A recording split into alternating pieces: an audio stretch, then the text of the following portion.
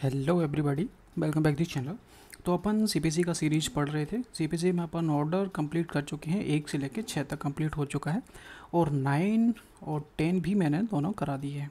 अब हमारा रह गया है ऑर्डर 7 और ऑर्डर 8। ये दोनों ऑर्डर जल्दी हम कंप्लीट करेंगे। उसके बाद हम ऑर्डर 39 पढ़ेंगे, जो कि है आपको बाद में देखेंगे। ठीक है, अभी उस पर बात नहीं करने वाले। ठीक है, तो अभी ऑर्डर 7 अपन कंप्लीट करते हैं। तो आज अपन सिर्फ एक ही रूल पे बात करने वाले हैं, यानी कि रूल 1 पे। तो चलिए शुरू करते हैं।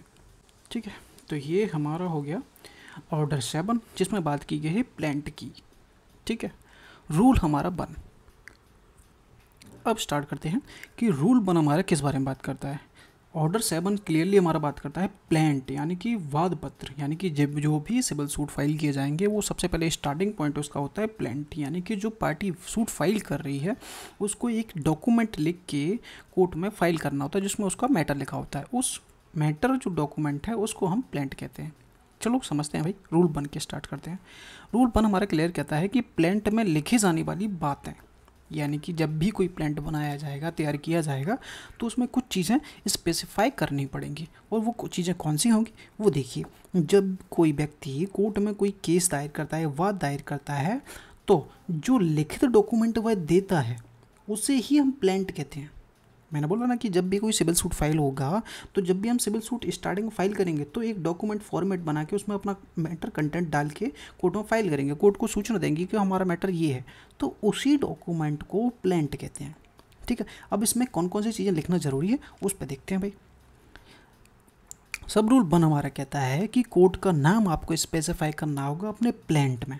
जैसे कि किस कोर्ट में केस दायर हो रहा है, यह आपको क्लियरली साफ साफ मेंशन करना होगा अपने प्लांट में। जैसे कि जूनियर डिवीज़न है, कि सिविल जज जूनियर डिवीज़न है, सिविल जज सीनियर डिवीज़न है, JMF वो सॉरी सी जो भी आपका कोर्ट है वो आपको क्लियरली मेंशन करना होगा। ठीक है, अब बी वाला सबसे सब रूल देखिए कि वादी का विवरण भी आपको देना होगा, यानी कि जो सूट फाइल कर रहा है उसको हम प्लेंटिफ कहते हैं, वादी कहते हैं।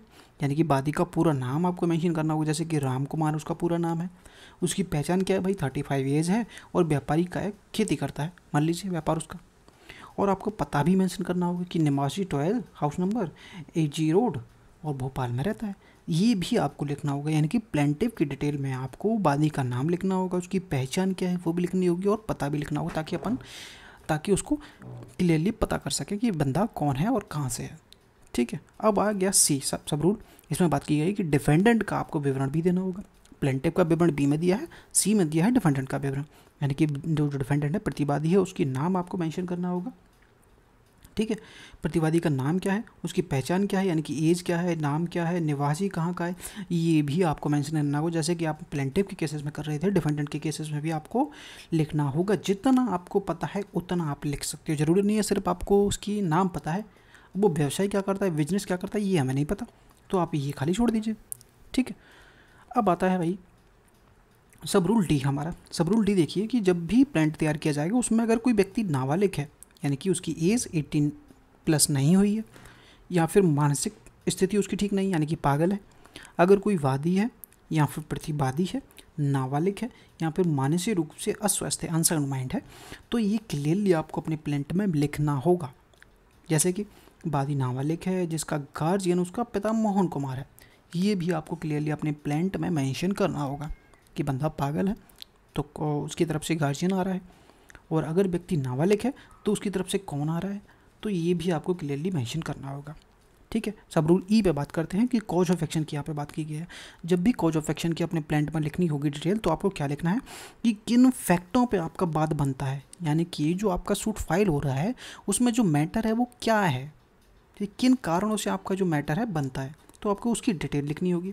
और कॉज ऑफ एक्शन कब आपका उत्पन्न हुआ है, अराइज हुआ है, तो वो भी आपको लिखना होगा। इसके बारे में समझिए कि किन तथ्यों से बाद आपका बना है, ये आपको पूरी कहानी घटना लिखनी होगी जिससे कोर्ट को पता चल सके।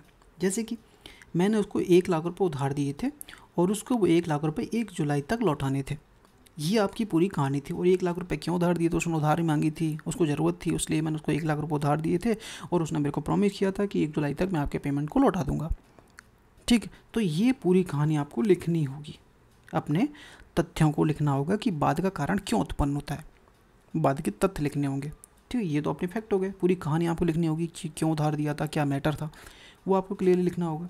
ठीक है, अब आता है कि वाद का कारण उत्पन्न कब हुआ। भैया आपको पता कब चला कि हमें सूट फाइल कर देना चाहिए, तो ये भी आपको लिखना होगा। यानी कि वह तारीख और वह समय आपको आपको जिसके पास, यानी कि जिससे आपको पता चला है कि भाई मेरे पास जो सूट फाइल करने का जो राइट है वो आपको कब पता चला, तो वो भी आपको लिखना होगा। जब सामने वाला व्यक्ति अपनी जिम्मेदारी पूरी नहीं करता है तो आप समझ जाते हो कि भाई सामने वाला मेरे पेमेंट तो वापस करने वाला नहीं है, मैंने उसको 1 जुलाई का टाइम दिया था, आज तक तो उसने पेमेंट नहीं किया है, तो यानी कि 2 जुलाई से आपका कॉज ऑफ एक्शन अराइज हो गया। आपको क्लियरली पता चल गया भाई सामने वाले के इरादे मेरे को नहीं लग रहे हैं क्लियरली वो मेरा पेमेंट वापस करेगा, तो मेरे को सूट फाइल कर देना चाहिए वो रिकवरी के लिए। तो आपको उस दिन से कॉज ऑफ एक्शन अराइज हो जाएगा, यानी कि 2 जुलाई से। तो आपको ये सब लिखना होगा, यानी कि 1 जुलाई को रकम लौटानी थी पर उसने नहीं लौटाई, तो आपका कॉज ऑफ एक्शन अराइज हो गया। तो आपको ये दोनों क्लियर लिखनी होगी, आपकी मैटर क्या था, कहानी कि पैसे क्यों उधार दिए थे, क्या दिया था, किसको दिया था, तो ये आपको कहानी लिखनी है। और आपका कॉज ऑफ एक्शन कब अराइज हुआ ये भी आपको लिखना है। ठीक है, तब भी आप प्लेंट तैयार करोगे। अब सब रूल एफ है हमारा जो बात करता है ज्यूरिडिक्शन के बारे में। ये समझिए भाई ज्यूरिडिक्शन क्या होता है, क्षेत्राधिकार होता है। हर एक कोर्ट के पास एक क्षेत्राधिकार होता है, जैसे कि सिविल जज के पास ये है, दूसरे सिविल जज के पास ये है, यानी कि ये पूरा अधिकार जो भोपाल के अंतर्गत आता है। हर एक एरिया एक जज को अलॉट किया हुआ है कि यहाँ पर कोई कांड होगा तो वो कौन सा जज सुनेगा, यहाँ कोई कांड होगा तो वो कौन सा जज सुनेगा। तो हर एक जज की ज्यूरिडिक्शन अलग होती है। ठीक है, जब आप प्लेंट लिखते हैं तो आपको ये बताना ज़रूरी है कि आपके केस को सुनने का अधिकार इसी कोर्ट के पास क्यों है। ये आपको कोर्ट में वो जो प्लेंट आप लिखोगे उसमें क्लियरली लिखना होगा कि ये जो सूट है वो आपके ही कोर्ट में क्यों फाइल हो रहा है, ये आपको क्लियरली लिखना होगा। इसके लिए आपको वे तथ्य वे फैक्ट भी लिखने होंगे जिससे कि कोर्ट के टेरिटोरियल ज्यूरिडिक्शन स्थान का पता चलता हो कि भाई जो क्राइम है भोपाल के अंदर हुआ है। ठीक है, तो अब हम सूट फाइल कहाँ करेंगे भैया, एरिया तो आपका लगता था इसलिए हमने आपके कोर्ट में फाइल किया है। और प्लस पिक्यूनरी ज्यूरिडिक्शन राशि, यानी कि जो अमाउंट है, सब्जेक्ट मैटर जो आपका सूट जिस पर डिपेंड करता है, जैसे मान लीजिए रिकवरी का है 5 लाख की रिकवरी का है, तो उसकी 5 लाख की रिकवरी है तो उस 5 लाख रुपए तक के सूट फाइल सुनने का जो अधिकार जिस कोर्ट के पास है वो उस जज के पास है भी या नहीं है, वो आपको क्लियरली मेंशन करना होगा अपने प्लेंट में। ठीक है, आपको लिखना होगा कि भी भोपाल में अपराध हुआ है। ठीक है, वो यानी कि भोपाल में अपराध हुआ है तो इसलिए आप, ये हमारा केस है जो आपके अंतर्गत आता है, क्योंकि केस में जो अमाउंट है वो 5 लाख की बात हो रही है और आपके पास जो जुरिडिक्शन है यानी कि 10 लाख की है, तो हमारा केस दोनों तरीके से आपके क्षेत्राधिकार में आता है। ये भी आपको क्लियरली मेंशन करना होगा जुरिडिक्शन वाले क्लॉज में।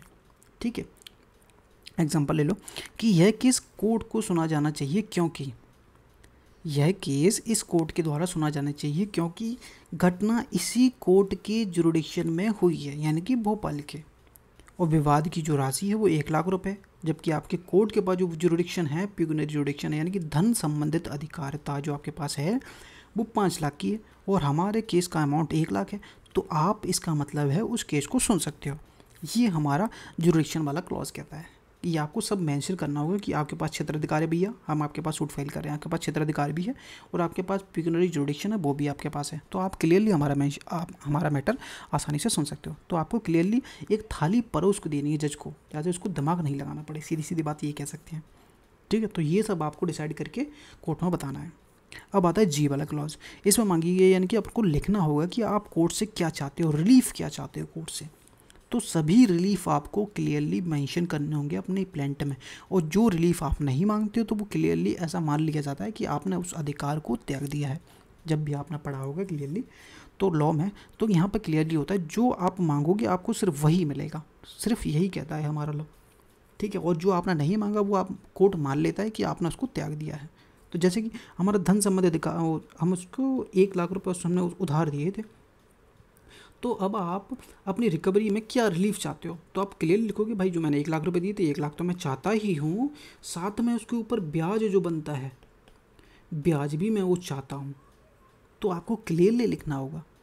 अदालत एग्जाम्पल है कि कोर्ट आदेश दे कि प्रतिवादी 1 लाख रुपए चाहता है और साथ में प्रतिवादी से और ब्याज भी सामने वाले से चाहता है। ये आपको क्लियरली अपने प्लेंट में लिखना होगा कि आप चाहते क्या क्या हो, वो सभी एक लिस्ट बना के आपको लिखनी होगी कि आप मेन अमाउंट तो चाहते ही, मूलधन तो चाहते ही, उसके साथ ब्याज भी चाहते हो, और उसके साथ जो भी वो क्या बोलते हैं मीन्स प्रॉफिट होता है वो भी आप चाहते हो।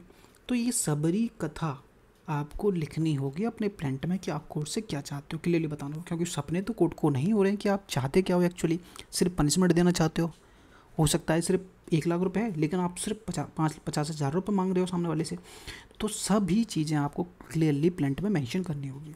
अब आता है भाई सेट ऑफ का, और रिलिंक्विश, और एक एडजस्ट का।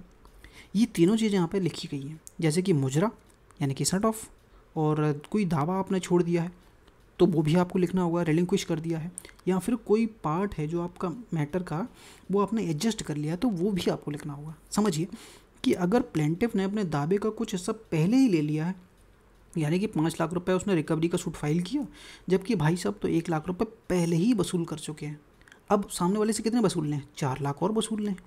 तो आपको क्लियरली अपने प्लेंट में लिखना होगा कि भाई 1 लाख तो मैं ले चुका हूँ, 5 लाख का पूरा सूट है, 1 लाख मैं उसको ऑलरेडी ले चुका हूँ, लेकिन अब सिर्फ 4 लाख बचा है। तो आपको ये सब लिखना होगा सेट ऑफ करने के लिए, क्लियरली अपने प्लेंट में लिखना होगा साथ में, ठीक है।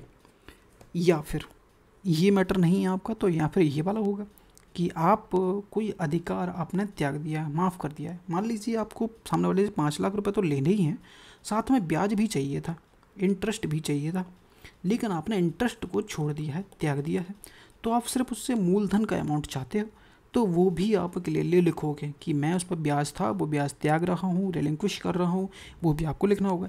या फिर समायोजित कर दिया है, एडजस्ट कर दिया है। मान लीजिए कि 5 लाख रुपए सामने वाले से चाहते हो, लेकिन मैंने उसको 2 लाख रुपए पहले उससे उधार ले चुका था, अब मैं उसको चाहता हूँ कि मैं उसको एडजस्ट कर दूँ।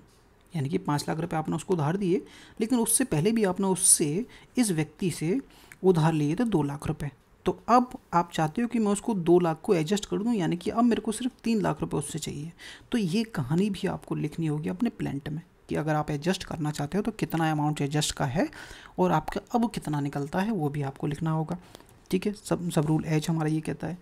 सिमिलरली वही एग्जांपल है कि आपने 5,00,000 रुपये पहले वसूल लिए, लेकिन बची जो राशि है 95,000 वो आप अब वसूल रहे हो, ये अपना प्लेंट में लिख रहे हो, और बादी ने ब्याज छोड़ दिया है और केवल मूलधन की राशि मांग रहा है, वो आपको रिलिंक्विश वाले पॉइंट में लिखना होगा अगर आपका रिलिंक्विश बनता है तो, ठीक है। अब सब रूल आई है जिसमें वैल्यूएशन की बात की गई, यानी कि मूल्यांकन, यानी कि इसमें वाद की विषय वस्तु का मूल्य आपको लिखना है। यानी कि कोई कार रिलेटेड है, कोई कार बेची थी आपने, उससे रिलेटेड कोई मैटर है, तो उस कार की कीमत क्या है वो आपको क्लियरली मेंशन करनी होगी। यानी कि वाद का जो विषय वस्तु है, यानी कि जिस पे आपका वाद डिपेंड है, उस चीज़ का अमाउंट कितना है। अगर प्रॉपर्टी का है तो प्रॉपर्टी कितने की है, 5 लाख की है। अगर कोई रिकवरी है तो 5 लाख की है, या फिर 6 लाख की है, कितने की है वो भी आपको मेंशन करना होगा। यानी कि सब्जेक्ट मैटर का जो अमाउंट निकलता है वो आपको लिखना होगा, ठीक है, ताकि कोर्ट तय कर सके कि जो ज्यूरिडिक्शन है, यानी कि जो पिक्यूनरी ज्यूरिडिक्शन है कोर्ट के पास, वो है भी या नहीं है। मान लीजिए आपकी कार की कीमत 10 लाख रुपए थी, कोर्ट के पास तो भाई 5 लाख रुपए तक के मैटर सुनने का अधिकार है, तो आपके 10 लाख की कार का मैटर सुन ही नहीं सकता। तो इसलिए वैल्यूएशन आपको कंपलसरी लिखनी होगी जब भी प्लेंट तैयार करोगे। तो हमारे मैटर केस के मैटर की जो कार की वैल्यू है, सब्जेक्ट मैटर की जो वैल्यू है वो 10 लाख रुपए है, लेकिन कोर्ट के पास 5 लाख है, इसका आपके मैटर सुनेगा ही नहीं, आपको मैटर जाएगा किसी हायर कोर्ट में। और किस लिए लिखी जाएगी विषय वस्तु की कीमत, कोर्ट ये भी तय कर सके, यानी कि ज्यूरिडिक्शन तय कर सके, और कोर्ट फीस को भी तय कर सके, यानी कि जो आपकी 5 लाख रुपए की आपका सब्जेक्ट मैटर की कीमत है उस पर 5 लाख पर कितना कोर्ट फी बनेगा ये भी डिसाइड किया जा सके। इसलिए आपके वैल्यूएशन लिखनी होगी आपके प्लेंट तैयार करोगे तो। अब ये मैं यहाँ पर जगह नहीं बचाता तो आप इसको पढ़ लीजिएगा, ठीक है। अब हम सेट ऑफ क्या होता है, रिलिंक्विश क्या होता है और एडजस्टमेंट क्या होता है, सारा दिया हुआ है, आप इसको आराम से पढ़ लीजिएगा, स्क्रीनशॉट ले लीजिएगा, ठीक है। तो ये हमारा यहाँ पर ख़त्म होता है ऑर्डर 7 का रूल 1, ठीक है। वीडियो पसंद आए लाइक करना, सब्सक्राइब करना, कोई पॉइंट नहीं समझ में आया हो आप कमेंट कर देना, अपन फिर से समझा देंगे। रूल 2 हमारा बात करता है कि मनी सूट की जो रिकवरी होगी, यानी कि मनी की जो रिकवरी के जो सूट होंगे उसमें अपन को क्या ध्यान रखना है, ठीक है, वो समझते हैं भाई, ठीक है। तो ये हमारा हो गया डायरेक्ट की लैंग्वेज, ये अपना हो गया जो मैं ना ईजी तरीके से आपको समझाने के लिए बनाया है, ठीक है। तो सब रूल 2 हमारा क्लियरली कहता है कि अगर केस मनी रिकवरी का है तो आपको एक सटीक अमाउंट बताना होगा अपने प्लेंट में, यानी कि जब भी कोई मनी रिकवरी का सूट आप फाइल करोगे तो प्लेंट तैयार करोगे, उस प्लेंट में आपको जो अमाउंट लिखना है वो एकदम सटीक होना चाहिए, एक्यूरेट होना चाहिए, जितना आप सामने वाली पार्टी से चाह रहे हो, मांग रहे हो।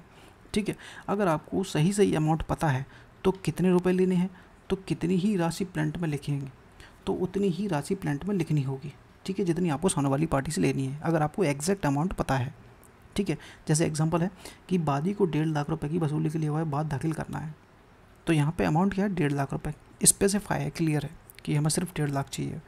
अगर लेकिन परंतु अनुमानित रकम कब आपको बताना होगा, यानी कि एग्जैक्ट अमाउंट आपको नहीं पता है मान लीजिए, तब आपको इसका अप्रॉक्सीमेट अमाउंट बताना होगा प्लेंट में। अब वो अप्रॉक्सीमेट अमाउंट, लगभग अमाउंट कब बताना है, जब सही राशि पता नहीं है लेकिन मामला इन परिस्थितियों में आता है। कौन सी परिस्थिति, जो नीचे दी गई है।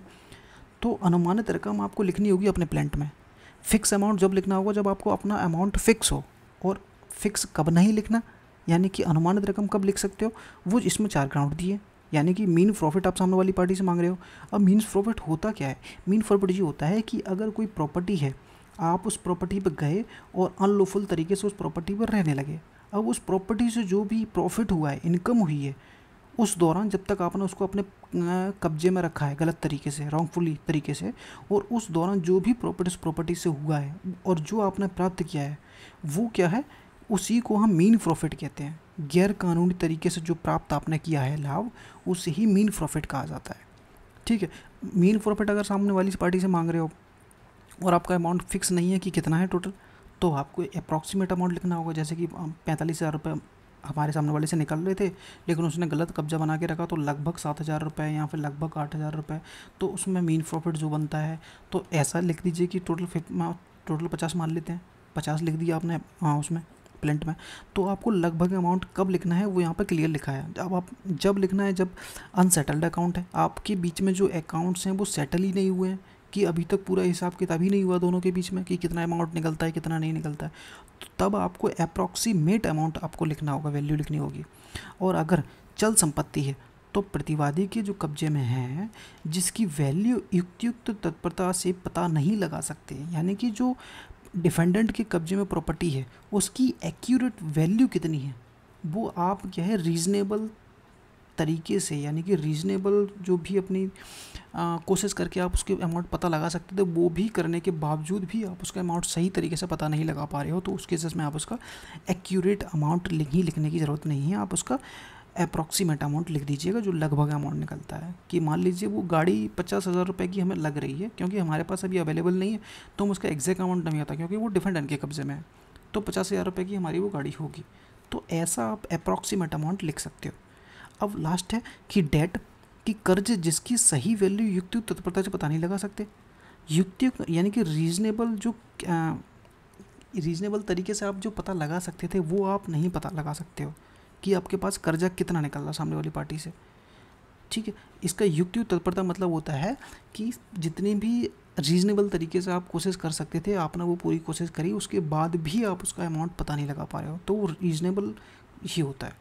ठीक है, तो वो अमाउंट तब भी आप पता नहीं लगा पाए, तो उस केसेस में आप अप्रॉक्सीमेट अमाउंट लिख दीजिएगा अपने प्लेंट में, वो चल जाएगा। ठीक है, इसमें कोई प्रॉब्लम नहीं है, लेकिन कब लिखना है तो इतना ध्यान रखिएगा। मीन्स प्रॉफिट के केस में अनसेटल अमाउंट है आप लोगों के बीच में, तो उस केसेस में आप अप्रॉक्सीमेट लिख सकते हो। और मूवेबल प्रॉपर्टी है जो कि प्रतिवादी के कब्जे में है, तब आप रीजनेबल तत्परता से पता नहीं लगा सकते, उस केसेस में भी आप उसका अप्रॉक्सीमेट अमाउंट लिख सकते हो। और डेट की केसेस में जब भी आप युक्त तत्परता से पता नहीं लगा सकते उसका अमाउंट कितना है, तब आप उसका अप्रॉक्सीमेट अमाउंट लिख सकते हो। एग्जांपल जैसे कि बादी को अनुमानित 50,000 रुपये राशि के लिए है, बाद दाखिल करता है, जो अंतिम हिसाब किताब के बाद तय किया जाएगा। लगभग 50 लिख दिया, लेकिन एग्जैक्ट कितना है वो अंतिम हिसाब किताब जो होगा उसके बाद पता लगेगा। तो यहाँ पे एग्जैक्ट अमाउंट नहीं लिखा, लेकिन अप्रॉक्सीमेट लिखा है, अनुमानित अमाउंट 50,000 रुपये होगा। तो ये हमारा रूल 2 था, जो बात करता है कि मनी रिकवरी के केसेस में आपको मनी को किस प्रकार से एडजस्ट करना है, किस प्रकार से लिखना है, वो आपको बताना होगा। रूल 2 सिर्फ हमारा इतना ही कहता है कि जब भी आप मनी रिकवरी का सूट फाइल करोगे, तो आपको जब भी अमाउंट की लिखने की बारी आएगी, तो आपको एक सटीक अमाउंट लिखना होगा कि भाई एक्चुअल अमाउंट सामने वाली पार्टी से आपको कितना लेना है प्रतिवादी से, तो वो एग्जैक्ट अमाउंट आपको अपने प्लेंट में लिखना होगा। लेकिन प्रोवाइजो हमारा ये कहता है कि अप्रॉक्सीमेट अमाउंट भी आप लिख सकते हो, ज़रूरी नहीं है कि एग्जैक्ट अमाउंट ही लिखा जाए। इसमें आप अप्रॉक्सीमेट अमाउंट भी लिख सकते हो अपने प्लेंट में, और वो कब लिखोगे उसका क्लियरली लिखा है कि भाई इन चीज़ 4 कंडीशन पूरी होंगी तभी आप उसको अप्रॉक्सीमेट अमाउंट लिख सकते हो। जैसे कि मीन प्रॉफिट सामने वाली पार्टी से मांग रहे हो, तब आपका अमाउंट कंफर्म नहीं है कि कितना टोटल होगा, तब आप अप्रॉक्सीमेट लिख दो। अनसेटल्ड, आप दोनों पार्टियों के बीच में कोई अकाउंट सेटल्ड नहीं हुए अभी तक, तो आपको निश्चित नहीं है कि भाई अमाउंट टोटल कितना निकलेगा, तो उस केसेस में भी आप अप्रॉक्सीमेट अमाउंट लिख दो। मूवेबल प्रॉपर्टी है जो कि डिपेंडेंट के कब्जे में है और जिसका सही तरीके से आप अपनी पूरी कोशिश करने के बाद भी उसकी वैल्यू पता नहीं कर सकते हो कि उसकी कीमत कितनी होगी, तब आप उसका अप्रॉक्सीमेट अमाउंट लिख दीजिएगा, चल जाएगा। और डेट, जिसका युक्ति तत्परता से भी आप पता नहीं लगा सकते कि एक्चुअल अमाउंट कितना है कर्ज का, तब भी आप उसका अप्रॉक्सीमेट अमाउंट लिख सकते हो, चल जाएगा। ठीक है, अब बात करते हैं रूल 2A पे। ठीक है, अब यहाँ पे कमर्शियल सूट्स की बात की गई है। अगर कोई कमर्शियल सूट्स है, जैसे कि रूल 2 ये बात करता है कि अगर केस में ब्याज भी मांगा जा रहा है, अगर आपने कोई सूट फाइल किया है, कमर्शियल सूट है, ठीक है, प्लेंट बनाया है, प्लेंट में आपने अमाउंट लिख दिया कि मेरे को 5 लाख रुपए सामने वाली पार्टी से चाहिए है और प्लस उसमें मेरे को इंटरेस्ट भी सामने वाली पार्टी से चाहिए है। अब जब आप इंटरेस्ट मांग रहे हो, तो जब इंटरेस्ट की मांग करोगे तो उसका जिक्र भी आपको अपने प्लेंट में करना होगा। प्लेंट में साफ साफ आपको लिखना होगा कि वादी ब्याज भी मांग रहा है। ये आपको प्लेंट में क्लियरली लिखना होगा कि मैं मेन अमाउंट मूलधन तो मांग ही रहा हूँ, साथ में मैं एक ब्याज की राशि भी मांग रहा हूँ। आपको ये क्लियरली मेंशन करना होगा अपने प्लेंट में, और साथ में नीचे की जानकारी भी देनी होगी। ये सिर्फ मैं कमर्शियल सूट की बात कर रहा हूँ। ठीक है, अब इंटरेस्ट के ग्राउंड्स भी बताने होंगे। भाई जिस ग्राउंड पे आप इंटरेस्ट मांग रहे हो, वो किस ग्राउंड पे आप ब्याज मांग रहे हो। आप लोगों के बीच में कोई बात हुई भी थी या नहीं हुई थी ब्याज से रिलेटेड। एक पार्टी है, यहाँ पे दूसरी पार्टी है, दोनों ने कोई पैसे का लेन देन किया था, उन्होंने बोला था कि 31 दिसंबर तक आप पेमेंट कर दोगे तो ठीक है। अगर 31 दिसंबर तक नहीं कर पाओगे तो उसके बाद से मैं आपसे 12% प्रति माह मान लो या फिर एनुअल मान लो, ठीक है, ब्याज लूँगा 12%। तो वो 31 तारीख तक नहीं दे पाए पेमेंट, मान लीजिए। अब जैसे ही 1 जनवरी स्टार्ट होगी, दूसरा साल स्टार्ट होगा, तो उस दिन से ब्याज लगना स्टार्ट हो जाएगा। तो यहाँ पे वही पूछ रहा है कि जो आप ब्याज मांग रहे हो अभी अपने प्लेंट में लिख कर, उसका आधार भी आपको बताना पड़ेगा, ग्राउंड भी बताने होंगे कि किस आधार पर मांग रहे हो। जैसे कि क्या है, जो कमर्शियल ट्रांजेक्शन है से रिलेटेड जो आप ग्राउंड मांग रहे हो, ग्राउंड इंटरेस्ट के लिए, वो CPC के तहत होगा 134। और इसके साथ में क्या ब्याज का जो दावा आप सामने वाली पार्टी से कर रहे हो, उसके किस ग्राउंड्स पे कर रहे हो। क्या वो कॉन्ट्रैक्ट के किसी टर्म्स के आधार पे, यानी कि आप लोगों ने, दोनों पार्टियों ने कॉन्ट्रैक्ट किया था उस टाइम पे कि अगर 31 दिसंबर तक पेमेंट नहीं मिला तो मैं 1 जनवरी जैसे कि स्टार्ट हो जाएगा उस दिन से मैं आपसे 12% ब्याज आपसे लूँगा। मंथली मान लो, यहाँ पर जितना भी मंथली हो तो 3% मान लेते हैं, या फिर एनुअल है तो 12% मान लो, कुछ भी मान लो। मतलब ये है कि अगर डेट आउट हो जाएगी तो उस दिन से आपने कॉन्ट्रैक्ट किया था उसमें क्लियरली लिखा था कि जैसे ही 31 तारीख निकलेगी उसके बाद जो ब्याज होगा वो 12% ब्याज लगेगा। तो इस ग्राउंड पे आप उससे ब्याज मांग रहे हो, वो भी आपको लिखना होगा कि मैं मूलधन तो मांग ही रहा हूँ और जो ब्याज मांग रहा हूँ वो अपने कॉन्ट्रैक्ट के ग्राउंड्स पे मांग रहा हूँ, जो मेरा कॉन्ट्रैक्ट सामने वाली पार्टी से हुआ था। अगर कॉन्ट्रैक्ट वाला ग्राउंड नहीं है मान लीजिए, तो किसी कानून के तहत आप मांग रहे होगे। ठीक है, कानून के तहत जैसे कि नेगोशिएबल इंस्ट्रूमेंट में कुछ पॉइंट लिखा है कि इस तारीख को अगर आपने पेमेंट नहीं किया तो उसके बाद से जो पेमेंट है वो आपको 18% ब्याज से देना होगा, ऐसा कुछ लिखा है लॉ में। तब आपको उसका ग्राउंड्स भी लिखना होगा कि भाई जो मैं ग्राउंड्स में इंटरेस्ट मांग रहा हूँ वो इस एक्ट में दिया है, उस एक्ट का नाम भी आपको मेंशन करना होगा प्लेंट में कि मैं जो अमाउंट मांग रहा हूँ वो इस एक्ट में, इस सेक्शन में 18% ब्याज की बात की गई, उस आधार पे मैं सामने वाली पार्टी से 18% ब्याज और मांग रहा हूँ। तो वो आपको क्लियरली मेंशन करना होगा। और अगर कॉन्ट्रैक्ट नहीं कह रहा या फिर कोई लॉ भी इस बारे में कोई ग्राउंड नहीं दे रहा, तो कौन सा ग्राउंड है वो भी आपको बताना होगा। यानी कि ना तो आप कॉन्ट्रैक्ट के ग्राउंड से मांग रहे हो सामने वाले से इंटरेस्ट, ना ही आप उसकी कोई एक्ट के आधार पे आप सामने वाली पार्टी से इंटरेस्ट मांग रहे हो, तब आपको वो थर्ड जो ग्राउंड्स आपके पास हैं वो मेंशन करने पड़ेंगे। ठीक है, अब सब रूल 2 का क्लॉज 3 है, उस पर बात करते हैं कि पूरा ब्याज का हिसाब देना होगा। मतलब क्या है भैया, जो आप ब्याज मांग रहे हो उसका हिसाब देना होगा। प्लेंट में 5 बातें साफ साफ लिखनी होगी, जैसे कि कितने प्रतिशत ब्याज आप मांग रहे हो सामने वाली पार्टी से, वो आपको मेंशन करना होगा। कि मैं भाई 18% ब्याज ले रहा हूँ सामने वाली पार्टी से, ये आपको क्लियर मेंशन करना होगा। किस तारीख से ब्याज ले रहे हो वो तारीख भी लिखनी होगी, किस तारीख तक का ब्याज ले रहे हो और वो गिन कर आपको लिखना होगा कि मैं 10 तारीख तक 31 दिसंबर तक अमाउंट वो ब्याज ले रहा हूँ, जिसका अमाउंट 51,000 रुपये हो रहा है। तो वो भी आपको प्लेंट में मेंशन करना होगा कि कब तक और टोटल कितना, उस तारीख तक कुल कितना राशि हुई है वो आपको लिखनी होगी। जैसे कि 51 हुई है मान लीजिए, तो वो पूरी अमाउंट आपको लिखना होगा। और उस तारीख के बाद जो रोज़ाना पेमेंट बढ़ेगा, मान लीजिए हमने केस फाइल कर दिया आज 1 जुलाई को, ठीक है, अब मैंने बोल दिया कि इसके बाद अगर पेमेंट नहीं जमा होता जब तक, तो तब तक मैं सामने वाली पार्टी से जो ब्याज लूँगा वो मान लीजिए 3% मान लेते हैं कि पर डे में 1% या 0.3% मान लेते हैं कि पर डे 0.3 के आधार पर मैं उससे ब्याज लूँगा पर डे के हिसाब से। तो वो भी आप उसको मेंशन करना होगा अपने प्लेंट में। अब आता है कि ग्राउंड की बात, मैं बता देता हूँ यहाँ पे कि आधार किन 3 तरीके से हो सकते हैं। कॉन्ट्रैक्ट के ग्राउंड्स पे, अगर वादी और प्रतिवादी के बीच में कोई लिखित हुआ या मौखिक एग्रीमेंट हुआ है जिसमें ब्याज की दर और शर्तें तय की गई हैं, जैसे कि मैंने आपको अभी बताया था वो 31 तारीख तक एग्रीमेंट में क्लियरली लिखा है कि मैं 12% सालाना ब्याज लूँगा, तो ये कॉन्ट्रैक्ट के टर्म्स पे हो गया। कानूनी तो जैसे कि इंटरेस्ट का दावा नेगोशिएबल इंस्ट्रूमेंट की धारा 80 के तहत किया जा रहा है, तो ये आपको मेंशन करना होगा अपने प्लेंट में। और अगर कोई थर्ड कोई आपके पास ग्राउंड है वो आपको मेंशन करना होगा अगर ये वाले नहीं होते कॉन्ट्रैक्ट वाले। तो ये था भाई कमर्शियल सूट्स और नॉर्मल वाला जो हमारा 2A मनी रिकवरी के सूट में अमाउंट लिखना होगा। तो ये था हमारा सेक्शन 2 रूल 2 और रूल 2A, दोनों क्लियरली मैंने अच्छे से समझा दिया। कोई डाउट हो तो आप पूछ सकते हो, और समझ में आ गया हो तो थैंक यू लिख सकते हो।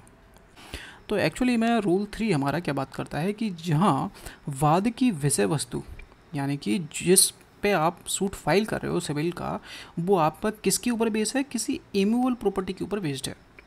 तो अब इस केसेस में आपको क्या ध्यान रखना है अपने प्लेंट को रेडी करते टाइम, उस पे बात करने वाले हैं। तो चलिए देखते हैं कि अगर केस में झगड़े का जो विषय है वो क्या है, वो एक अचल संपत्ति है, इमूवेबल प्रॉपर्टी है, जैसे कि कोई ज़मीन हो गई, कोई मकान हो गया या कोई प्लॉट हो गया, ठीक है, आदि। तो वादी जो है प्लेंटिफ है उसको अपने प्लेंट में उस संपत्ति का ऐसा विवरण, ऐसी डिटेल्स देनी होंगी जिससे उसे आसानी से पहचाना जा सके, जो जज है वो भी आसानी से पहचाना जा सके और जो सामने वाली पार्टी है वो भी आसानी से उसको समझ सके कि किस प्रॉपर्टी की बात हो रही है।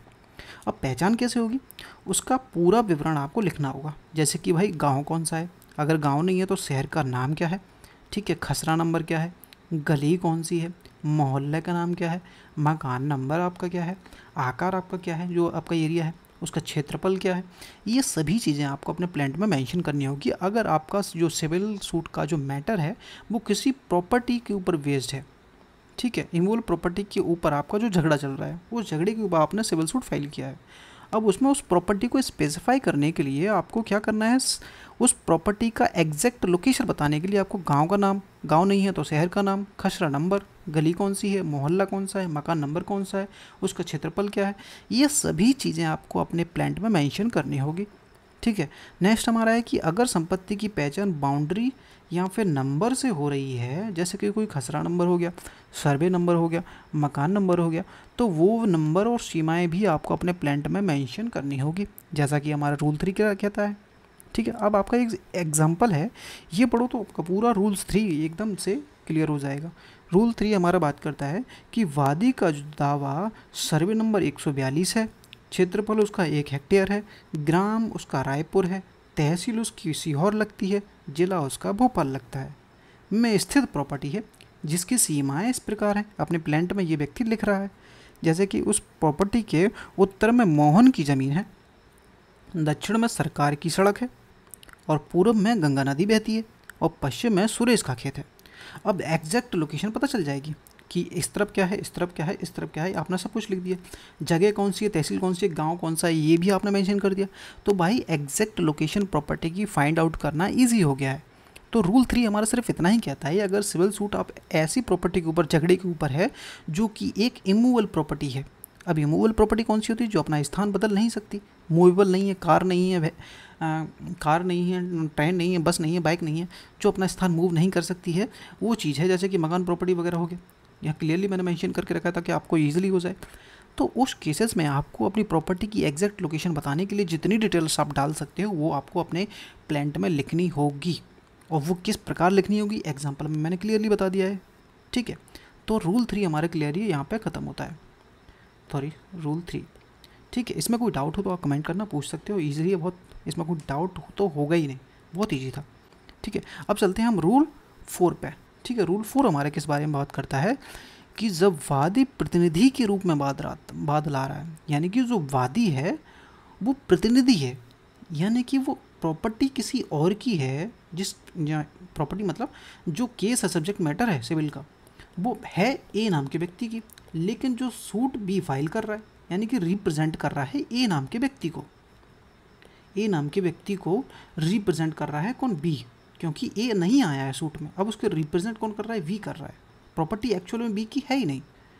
तो यहाँ पे वही है, जब वादी प्रतिनिधि के रूप में वाद लाता है, पढ़िए आगे समझ में आएगा कि अगर कोई वादी किसी और की तरफ से प्रतिनिधि यानी कि रिप्रेजेंटेटिव कैपेसिटी में सूट फाइल कर रहा है, जैसे कि बच्चे की ओर से, बच्चा तो सूट फाइल नहीं कर सकता, उसकी ओर से उसके गार्जियन आएंगे यानी कि माता पिता हो गया, अगर उसने गोद लिया था तो उसके जो अडॉप्टेड जो गार्जियन होंगे वो आएंगे, और अगर कोई संस्था है जैसे कि कोई ट्रस्ट हो गया, सोसाइटी हो गई, कंपनी होगी, उसको जो व्यक्ति संभालता है, जैसे ट्रस्ट को कौन संभालता है, ट्रस्टी संभालता है भाई। ठीक है, तो वो व्यक्ति आएगा, सोसाइटी को कौन संभालता है, वो आएगा, इसको, तो उनके प्रतिनिधि बनकर आते हैं, तो वो उस कैपेसिटी में सूट फाइल कर रहे हैं। या फिर कोई बारिश हो गया, ठीक है, तो प्लांट में ये बात ना क्लियरली आपको मेंशन करनी होगी कि भाई मैं एक रिप्रेजेंटेटिव कैपेसिटी से सूट फाइल कर रहा हूँ, ताकि जो क्लियर रहे जब भी सूट आपका सिविल सूट चलेगा कोर्ट में, कुछ जिसको पता होगी भाई आपकी प्रॉपर्टी नहीं है, आप सिर्फ रिप्रेजेंट हो रहे हो दूसरे की बिहाफ पे, तो ये आपको मेंशन करना होगा अपने प्लांट में। अब इसमें दो चीज़ें कौन सी ध्यान रखनी है वो भी देखो कि वादी का असली और वर्तमान एक्चुअल इंटरेस्ट क्या है। जो प्रॉपर्टी सब्जेक्ट मैटर है सिविल का जिस पे आप सूट फाइल कर रहे हो, उसमें वादी का असली इंटरेस्ट क्या है, वर्तमान उसका इंटरेस्ट क्या है, वो आपको अपने प्लांट में मेंशन करना है क्लियर। जैसे कि मतलब वादी का उस केस के विषय में सीधा और असली संबंध होना चाहिए, संबंध होना चाहिए मैटर से। जैसे सिर्फ नाम के लिए या फिर बिना अधिकार के वह मुकदमा नहीं कर सकता। अब मुकदमा क्यों नहीं कर सकता, इसका जवाब मैंने यहाँ पे दिया है। जैसे कि हित का मतलब क्या है, अब यहाँ पे हित का मतलब वो नहीं है जो आप समझ रहे हो, ट्रांसफर प्रॉपर्टी पढ़ा होगा आपने कि उसका अधिकार मिल जाता है उस प्रॉपर्टी में, वहाँ इसकी बात नहीं हो रही है। इंटरेस्ट का मतलब यह नहीं है कि वादी को उस संपत्ति या फिर उस विषय से पैसा मिलेगा या फिर वह मालिक है, इंटरेस्ट का मतलब ये नहीं है, बल्कि इसका मतलब है कि उसे कानून ने उस विषय से जुड़ा हुआ एक वैध अधिकार और जिम्मेदारी दी है निभाने के लिए। ट्रस्टी कौन होता है, ट्रस्टी एक अपॉइंट होता है ट्रस्ट के लिए, वो उसके बिहाफ पे जो ट्रस्टी है वो काम करता है, वो एक लीगल व्यक्ति होता है। यहाँ पे क्लियरली यही बात कर रहा है कि उसे कानून ने इस विषय से जुड़ा हुआ एक वैध अधिकार दिया होता है कि वह ट्रस्ट की प्रॉपर्टी को संभालेगा, होल्ड करेगा, मैनेज करेगा, जिम्मेदारी दी गई होती है लॉ के द्वारा। तो ट्रस्टी वही व्यक्ति है भाई, ठीक है, जिसकी वजह से वह मुकदमा कर रहा है। तो आपको ये चीज़ें अपने कोर्ट प्लांट में मेंशन करनी होगी कि भाई जो हमारा सूट फाइल हम जो कर रहे हैं वो हम ट्रस्टी के रूप में कर रहे हैं और इसका हमारे पास वैध अधिकार है, ताकि नल्ला मल्ला कोई भी आके ये केस फाइल नहीं कर पाए। अब ये ज़रूरी क्यों है, मैटर क्यों ज़रूरी है भाई कि उसका इतनी डिटेल आप मांग रहे हो कि मुकदमे में करने वाले, मुकदमा जो सूट फाइल करने वाले व्यक्ति का सच में इस विवाद का सही प्रतिनिधि है भी या नहीं है। जो सूट फाइल हो रहा है वो व्यक्ति एक्चुअल में उस प्रॉपर्टी का एक्चुअल उस प्रॉपर्टी को केस करने के लिए लायक है भी या नहीं है, क्योंकि ए तो आई है नहीं जिसकी प्रॉपर्टी है, अब बी आया है, अब बी का उस प्रॉपर्टी से कोई लेना देना है भी या नहीं है। कोई थर्ड व्यक्ति आ जाए, मान लीजिए ये तो है इसको पता ही नहीं है, कोई व्यक्ति आ गया सूट फाइल कर दिया उसने, अब ये जो बी है उसका उस प्रॉपर्टी से कोई लेना देना है भी या नहीं है, पता चला इसने उसको ऑथोराइज़ किया तो मान सकते हैं भाई इसको लीगल तरीके से हुआ है। और अगर ट्रस्टी है तो अभी समझ में आता है कि भाई ट्रस्ट तो एक लीगली अपॉइंट होता है। तो यहाँ पे इसी चीज़ को क्लियर किया जा सके कि भाई जो व्यक्ति मुकदमा कर रहा है वो एक्चुअल में उस प्रॉपर्टी से संबंधित है। हम नहीं कह सकते कि उसका कोई प्रॉपर्टी से लेना देना नहीं है तो हम इस केस में सुनवाई नहीं करेंगे, तो ये चीज़ें नहीं होगी, ठीक है। अब नेक्स्ट है कि वह केवल नाम के लिए या फिर बिना किसी कानून अधिकार के केस नहीं कर रहा हो। ये भी हमें बचाना है कि उसके ऊपर कोई अधिकार है नहीं और वो सूट फाइल कर रहा है, उस प्रॉपर्टी में उसका कोई लेना देना होना चाहिए। या तो आपको अधिकार दिया उस सामने वाली पार्टी ने, और या फिर आप एक ट्रस्टी हो उस प्रॉपर्टी से लीगली। तो यहाँ पे जो बंदा आएगा सूट फाइल कर रहा है रिप्रेजेंटेटिव कैपेसिटी में, तो उसका कोई अधिकार उस प्रॉपर्टी से होना चाहिए तभी। या थर्ड व्यक्ति कोई भी अल्लाह गल्ला नैतु खैरा वो नहीं आ सकता, ठीक है। थर्ड पॉइंट हमारे कहता है कि केस करने वाले का एक वैध और वर्तमान आधार होना चाहिए उस प्रॉपर्टी से रिलेटेड जो तुम सूट फाइल कर रहे हो उस प्रॉपर्टी से। आपका उस प्रॉपर्टी से कोई ग्राउंड ही नहीं है, आपका कोई अधिकार ही नहीं है उस प्रॉपर्टी में, आप आ गए मुँह उठा के कोर्ट में, तो ये नहीं चलेगा, ठीक है। अब इसका सेकंड वाला क्लॉज भी समझो। क्लॉज नहीं मतलब एक का, ये तो बहुत छोटा सा इतना ही बड़ा होगा, सिर्फ मैंने इसको थोड़ा डिटेल में डाला है ताकि आपको क्लियरली समझ में आ सके, ठीक है। सेकंड वाला समझो कि ज़रूरी कानूनी कदम पूरे किए हों, जो भी नेसेसरी स्टेप होते हैं वो आपने लिए हों। अगर कानून या फिर कोर्ट का कोई नियम ये कहता हो कि मुकदमे से पहले पार्टी को कोई अनुमति लेनी है, नोटिस औपचारिक कार्रवाइयाँ करनी है, तो वो वादी ने पूरी कर दी हैं। ये आपको अपने प्लेंट में मेंशन करना होगा कि जो भी ज़रूरत की चीज़ें होती हैं वो हमने ऑलरेडी पूरी कर दी हैं। अगर हम एक ट्रस्टी हैं तो ट्रस्टी वो एक लीगली अपॉइंट किया गया है, इसके डॉक्यूमेंट हमारे पास हैं, ये भी आपको क्लियरली मेंशन करना होगा कि वो लीगली अपॉइंटेड है। और अगर इस बारे में कोई नोटिस देना होता है सामने वाली पार्टी को या फिर कुछ और करना होता है तो वो भी प्रक्रिया हम ऑलरेडी कर चुके हैं, ये आपको प्लेंट में मेंशन करना होगा। एग्जांपल हमारा क्लियर है, ये भी पढ़ लीजिए कि गार्जियन है, अगर कोई पिता अपनी नाबालिग बेटी के लिए मुकदमा संपत्ति बचाने के लिए मुकदमा कर रहा है तो उसे अपने प्लेंट में लिखना होगा कि वह बेटी का एक अभिभावक है, गार्जियन है, और उसे कानून के रूप से इस प्रकार से अनुमति मिली हुई है, ठीक है। ये तो क्लियर हो गया। अब यहाँ पे जो अभिभावक है उसका गार्जियन है वो एक वैध व्यक्ति हो गया, कोई ऐरा गैरा नत्थु खेरा तो नहीं है ना, क्योंकि यहाँ पे वैध व्यक्ति की बात हो रही है, कोई ऐरा गैरा नहीं आए और प्रॉपर्टी से और डिस्प्यूट ना बढ़े आगे चल के। मान लीजिए प्रॉपर्टी ए व्यक्ति की थी, इनको पता ही नहीं है भाई साहब को, कोई बी गया सूट फाइल कर दिया उसने थर्ड व्यक्ति के ऊपर, किसी जिसके ऊपर करना था, और सूट फाइल कर दिया।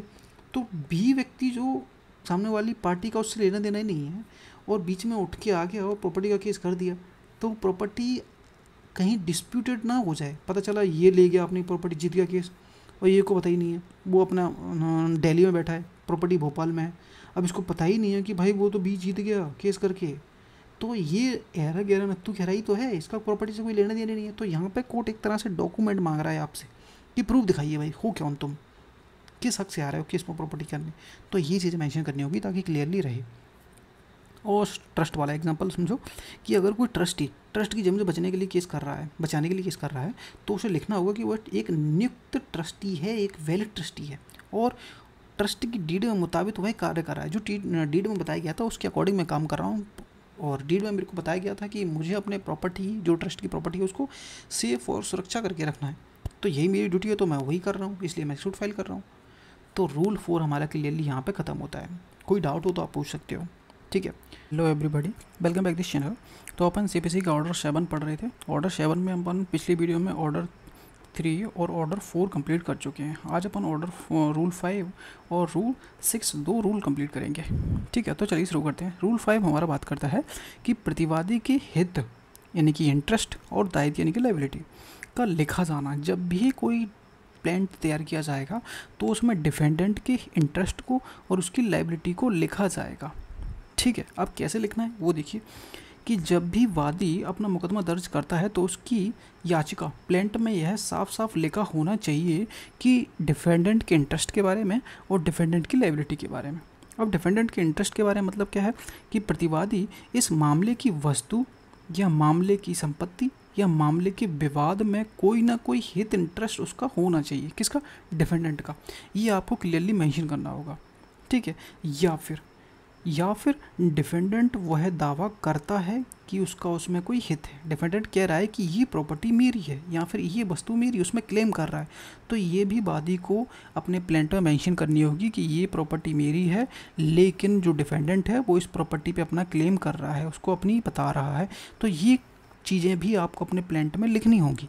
एग्जाम्पल समझो कि अगर विवाद एक ज़मीन का है और प्रतिवादी उस ज़मीन का मालिक है या फिर दावा कर रहा है, किराएदार है, या फिर कोई ऐसा व्यक्ति है जो ज़मीन पर उसका दावा कर रहा है कि ये ज़मीन मेरी है, तो ये चीज़ आपको अपने प्लेंट में लिखनी होगी। अब क्वेश्चन उठता है कि भैया अगर ना लिखें तो क्या होगा?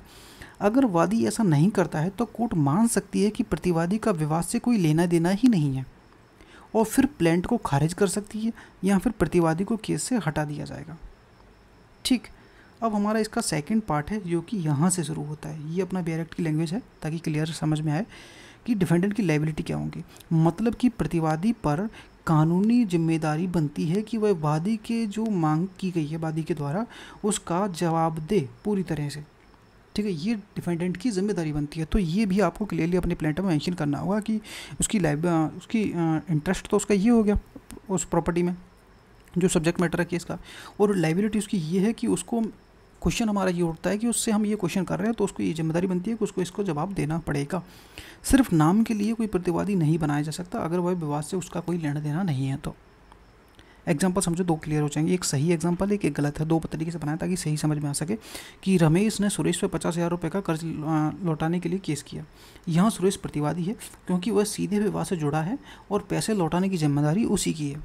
ठीक है, ये तो हमारा सही एक एग्जाम्पल है। अब इसमें गलत क्या हो सकता है कि रमेश ने पड़ोसी महेश को प्रतिवादी बना दिया है जबकि महेश का उस पैसे के विवाद से कोई लेना देना ही नहीं है। तो यह नियम के खिलाफ है। ठीक है, तो आपको अपना डिफेंडेंट उसी को बनाना है जिसका इंटरेस्ट प्रॉपर्टी में हो या फिर आपके सब्जेक्ट मैटर में हो और या फिर उसकी लायबिलिटी आपके प्रति बनती हो। ठीक, ये आपको प्लेंट में मेंशन करने होंगे। तो रूल 5 हमारे यहाँ पर क्लियर होता है। पसंद आए तो लाइक किया करो वीडियो। ठीक है, सब्सक्राइब कर देना अगर पसंद आता है तो। कोई स्पेसिफिक ऑर्डर पढ़ना है वही बताना। ठीक है, अब रूल 6 अपन समझते हैं। ठीक है, तो रूल 6 हमारा बात करता है कि परिसीमा विधि से छूट के ग्राउंड्स आपको मेंशन करने हैं। क्या मतलब हुआ? रूल 6 हमारा बात करता है कि समय सीमा से छूट के ग्राउंड्स आपको अपने प्लेंट में लिखने होंगे। समझिए, अगर कोई प्लेंट है उस समय सीमा के समाप्त होने यानी कि लिमिटेशन के समाप्त हो जाने, लिमिटेशन खत्म हो गई आपकी सूट फाइल करने की, उसके बाद आप सूट फाइल कर रहे हो, जो लिमिटेशन में तय की गई थी उस लिमिटेशन के बाद आप सूट फाइल कर रहे हो, तो वादी को अपने प्लेंट में यह लिखना होगा कि उसे इस समय सीमा से छूट यानी कि लिमिटेशन में छूट किस ग्राउंड पे मिलनी चाहिए। यानी कि किसी चीज़ की आप मांग करोगे तो उसे बोलोगे तो कि मैं इस ग्राउंड पे ये छूट मांग रहा हूँ। जैसे कि मैं बीमार था, प्राकृतिक आपदा आ गई थी मेरे यहाँ पे, इसलिए मैं छूट चाहता हूँ, या फिर मेरे साथ धोखाधड़ी हुई है इसलिए मैं छूट चाहता हूँ। तो ये चीज़ आपको अपने प्लेंट में मेंशन करनी होगी।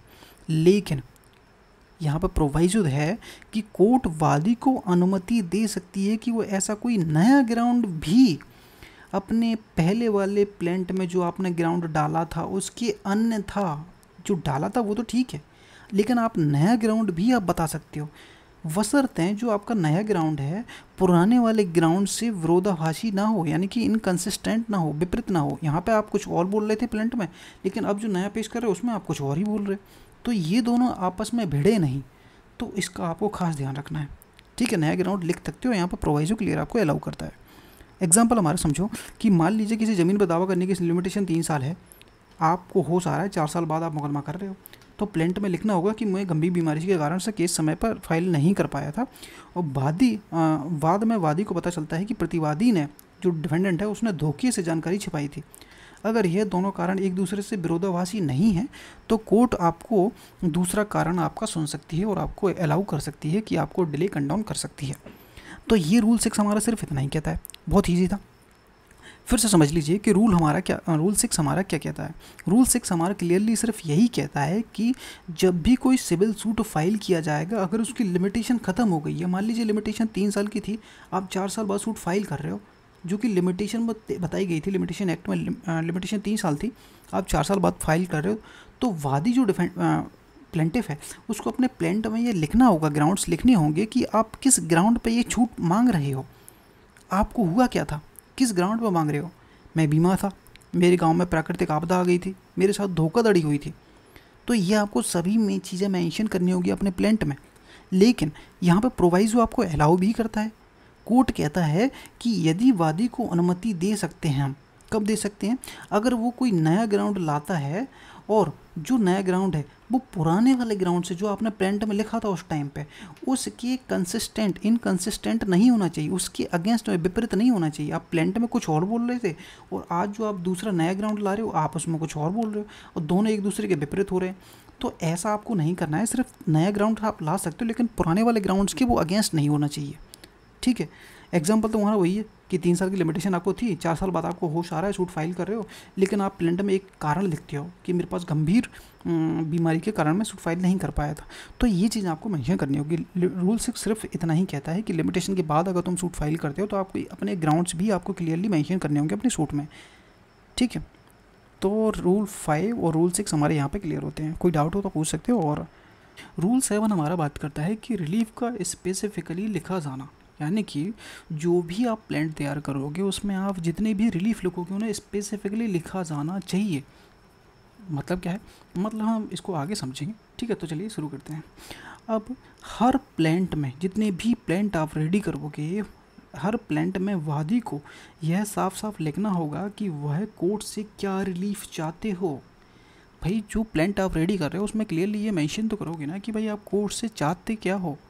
ये आपको स्पेसिफिकली क्लियरली साफ साफ लिखना होगा अपने प्लांट में। प्लांट मतलब क्या होता है, वही डॉक्यूमेंट एक जिसमें आप अपना मैटर लिख के कोर्ट को बताते हो। तो उसमें आपको लिखना होगा कि आप कोर्ट से क्या चाहते हो। जैसे कि एग्जांपल है कि सामने वाले से हमें अपना कब्जा दिला दो, या फिर सामने वाले से हमें पैसे लेने हैं, पैसे दिला दो, या फिर इससे हम इंजेक्शन मांग रहे हैं तो इंजेक्शन दिला दो। तो ये आपको स्पेसिफिकली अपने प्लांट में मेंशन करना होगा, ठीक है। यह रिलीफ हो सकता है, किस प्रकार का हो सकता है, यह रिलीफ जो आप मांग रहे हो सामने वाली पार्टी से, कोर्ट से, वो एक ही रिलीफ हो सकता है। जैसे कि मेरे को मकान का कब्जा दिला दिया जाए, ये आप अपने कोर्ट से बोल रहे हो, ठीक है। सिंपली रिलीफ हो सकता है, या फिर अल्टरनेटिव के तौर पर हो सकता है, वैकल्पिक राहत हो सकती है। जैसे कि अगर मकान का कब्जा नहीं दिला पाते हो तो आप हमें मकान की कीमत 5 लाख रुपए दिला दीजिए। ये भी आप अपने प्लांट में मेंशन करोगे। यहाँ तो अगर एक ही रिलीफ मांग रहे हो तो क्लियरली मेंशन करना होगा, और अगर अल्टरनेटिव में मांग रहे हो तो वो भी आपको प्लांट में क्लियरली लिखना होगा। अगर 5 लाख कोर्ट हमें मकान का कब्जा कोर्ट हमें नहीं दिला सकती है तो आप हमें 5 लाख रुपए दिला दीजिएगा, ऐसा आपको अपने प्लांट में मेंशन करना होगा, ठीक है। अगर सिर्फ एक ही रिलीफ मांग रहे हो तो ऐसा इस तरीके से लिखा होगा कि हम सामने वाली पार्टी से चाहते हैं कि कोर्ट से चाहते हैं कि आप हमें उस मकान का कब्जा दिला दो, अगर एक रिलीफ मांगा होगा। अगर अल्टरनेटिव में मांग रहे हो तो वो भी आपको क्लियरली मेंशन करना होगा, ठीक है। यानी वादी को अपनी मांग में, रिलीफ में साफ तरीके से निश्चित रूप में लिखनी होगी, चाहे वह सीधी एक मांग हो या फिर अल्टरनेटिव में मांग हो, ठीक है। तो ये आपको क्लियरली अपने प्लांट में मेंशन करना होगा। इतना पार्ट क्लियर हो गया है, इसमें कोई डाउट होगा ही नहीं, ठीक है। नेक्स्ट देखते हैं कि लेकिन वादी को जनरल रिलीफ, अब जनरल रिलीफ क्या होते हैं, जैसे कि कोर्ट जो भी उचित समझे वो दे दे। आपने कुछ नहीं लिखा प्लांट में, आपने प्लांट में लिख दिया कि ऐसा ऐसा कांड हुआ है मेरे साथ, लेकिन कोर्ट जो उचित समझे वो मुझे दे दे, तो ये हो गया जनरल रिलीफ। तो आप ऐसा नहीं लिखोगे। क्यों नहीं लिखोगे, अलग से लिखने की ज़रूरत नहीं है। ये चीज़ अलग से लिखने की ज़रूरत नहीं है, क्योंकि कोर्ट के पास वैसा आदेश देने की जनरली जो शक्ति ऑलरेडी होती है, ठीक है। आपको ये लिखने की ज़रूरत नहीं है, कोर्ट आपको ऑलरेडी दिला ही देगा, ठीक है। अब आता है लास्ट का पॉइंट, क्या है, यही नियम अपने डिफेंडेंट पे भी लागू होते हैं, जो हमने ऊपर पढ़े हैं सारे, ठीक है। यही नियम डिफेंडेंट पे भी लागू होते हैं। अगर वह अपनी रिटर्न स्टेटमेंट में कोई काउंटर क्लेम या फिर रिलीफ मांगता है तो उसे भी स्पष्ट तरीके से अपने रिटर्न स्टेटमेंट में लिखने होंगे, क्योंकि प्लांट वादी देता है और रिटर्न स्टेटमेंट कौन, प्रतिवादी देता है, ठीक है। एग्जांपल भी देख लो तो और जल्दी क्लियर हो जाएगा। मान लो ए ने बी के खिलाफ मुकदमा दायर किया है मकान के कब्जे का, और 2 लाख रुपए किराया भी मांगा है। यहाँ पर 2 चीज़ें हैं, ठीक है, मकान का कब्जा और 2 लाख रुपए। ए को अपने प्लांट में दोनों बातें साफ साफ लिखनी होगी, जैसा कि हमने अभी पढ़ा है, ठीक है। अगर अल्टरनेटिव में मांग रहे हो तो 2 क्लियरली आपको मेंशन करनी होगी, और अगर 2 चीज़ मांग रहे हो तो दोनों चीज़ें डालनी पड़ेंगी। अगर ये यह भी लिखे कि या तो किराया दे दे या मकान का कब्जा दे दे, तो ये क्या हो गया, ये तो अल्टरनेटिव हो गया भाई। यहाँ तो आप ये दे दो या ये दे दो, तो यहाँ पर दोनों चीज़ें नहीं मिल रही, यहाँ तो ये मिलेगी या ये मिलेगी, तो यहाँ पे अल्टरनेटिव रिलीफ हो गया। ए को यह नहीं लिखना पड़ेगा कि कोर्ट जो चीज़ समझे वह दे दे, क्योंकि कोर्ट के पास यह शक्ति जनरली होती ही है, ठीक है।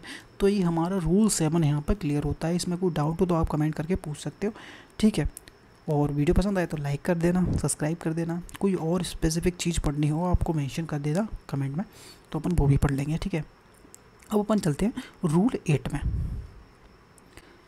रूल 8 हमारा बात करता है कि पृथक आधारों पर आधारित रिलीफ, यानी कि पृथक आधार हैं किसके, रिलीफ के। आप एक रिलीफ मांग रहे हो लेकिन उसके ग्राउंड बहुत सारे हैं, तो जितने रिलीफ मांग रहे हो अगर उनके जितने ही वो ग्राउंड्स हैं तो सभी चीज़ें आपको मेंशन करनी है। अब समझो क्या है कि जब वादी एक ही प्लेंट में कई अलग अलग रिलीफ मांग रहा है, जैसे कि वो देखते हैं, और वे रिलीफ अलग अलग आधारों पर टिके हुए हैं, यानी कि आधारित हैं, तो हर रिलीफ और उनके हर आधार को अलग अलग लिखना होगा ताकि क्लियरली समझ में आ सके। सबको एक ही पैराग्राफ में मिला देने से यह क्या है, प्लेंट है जो अनक्लियर हो जाएगा, अस्पष्ट हो जाएगा, नहीं समझ में आएगा और प्रतिवादी को समझने में कठिनाई होगी कि वे किस दावे के जवाब दें, क्या पूछा जा रहा है, क्या हम जवाब दें, तो ये समझने में दिक्कत होगी डिफेंडेंट को।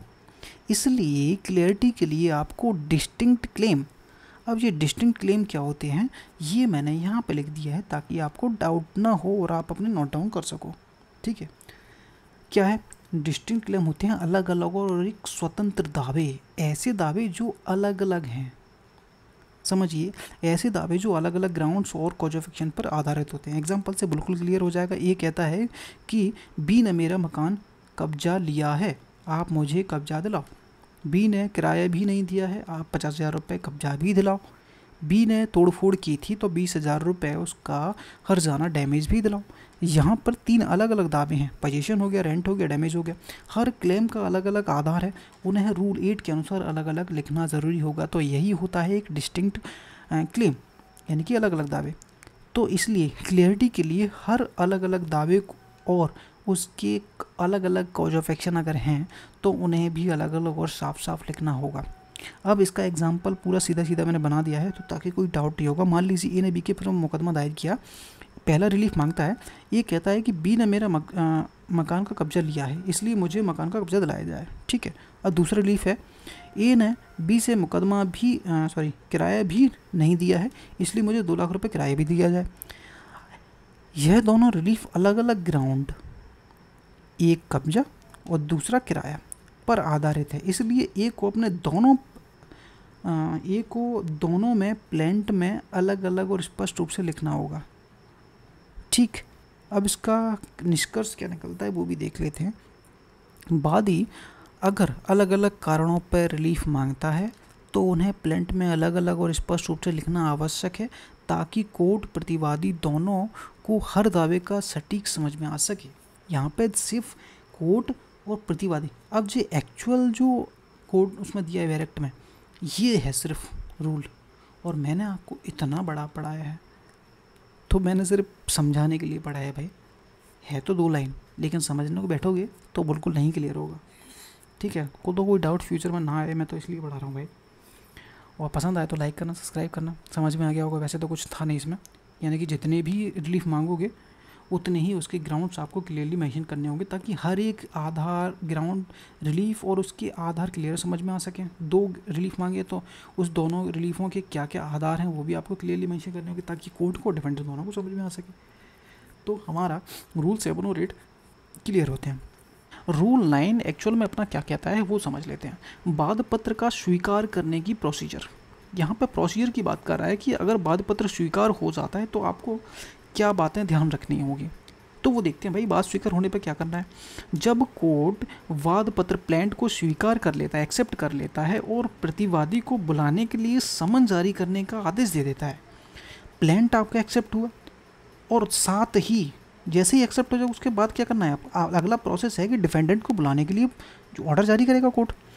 तो कोर्ट यह निर्देश देगा किसको, वादी को।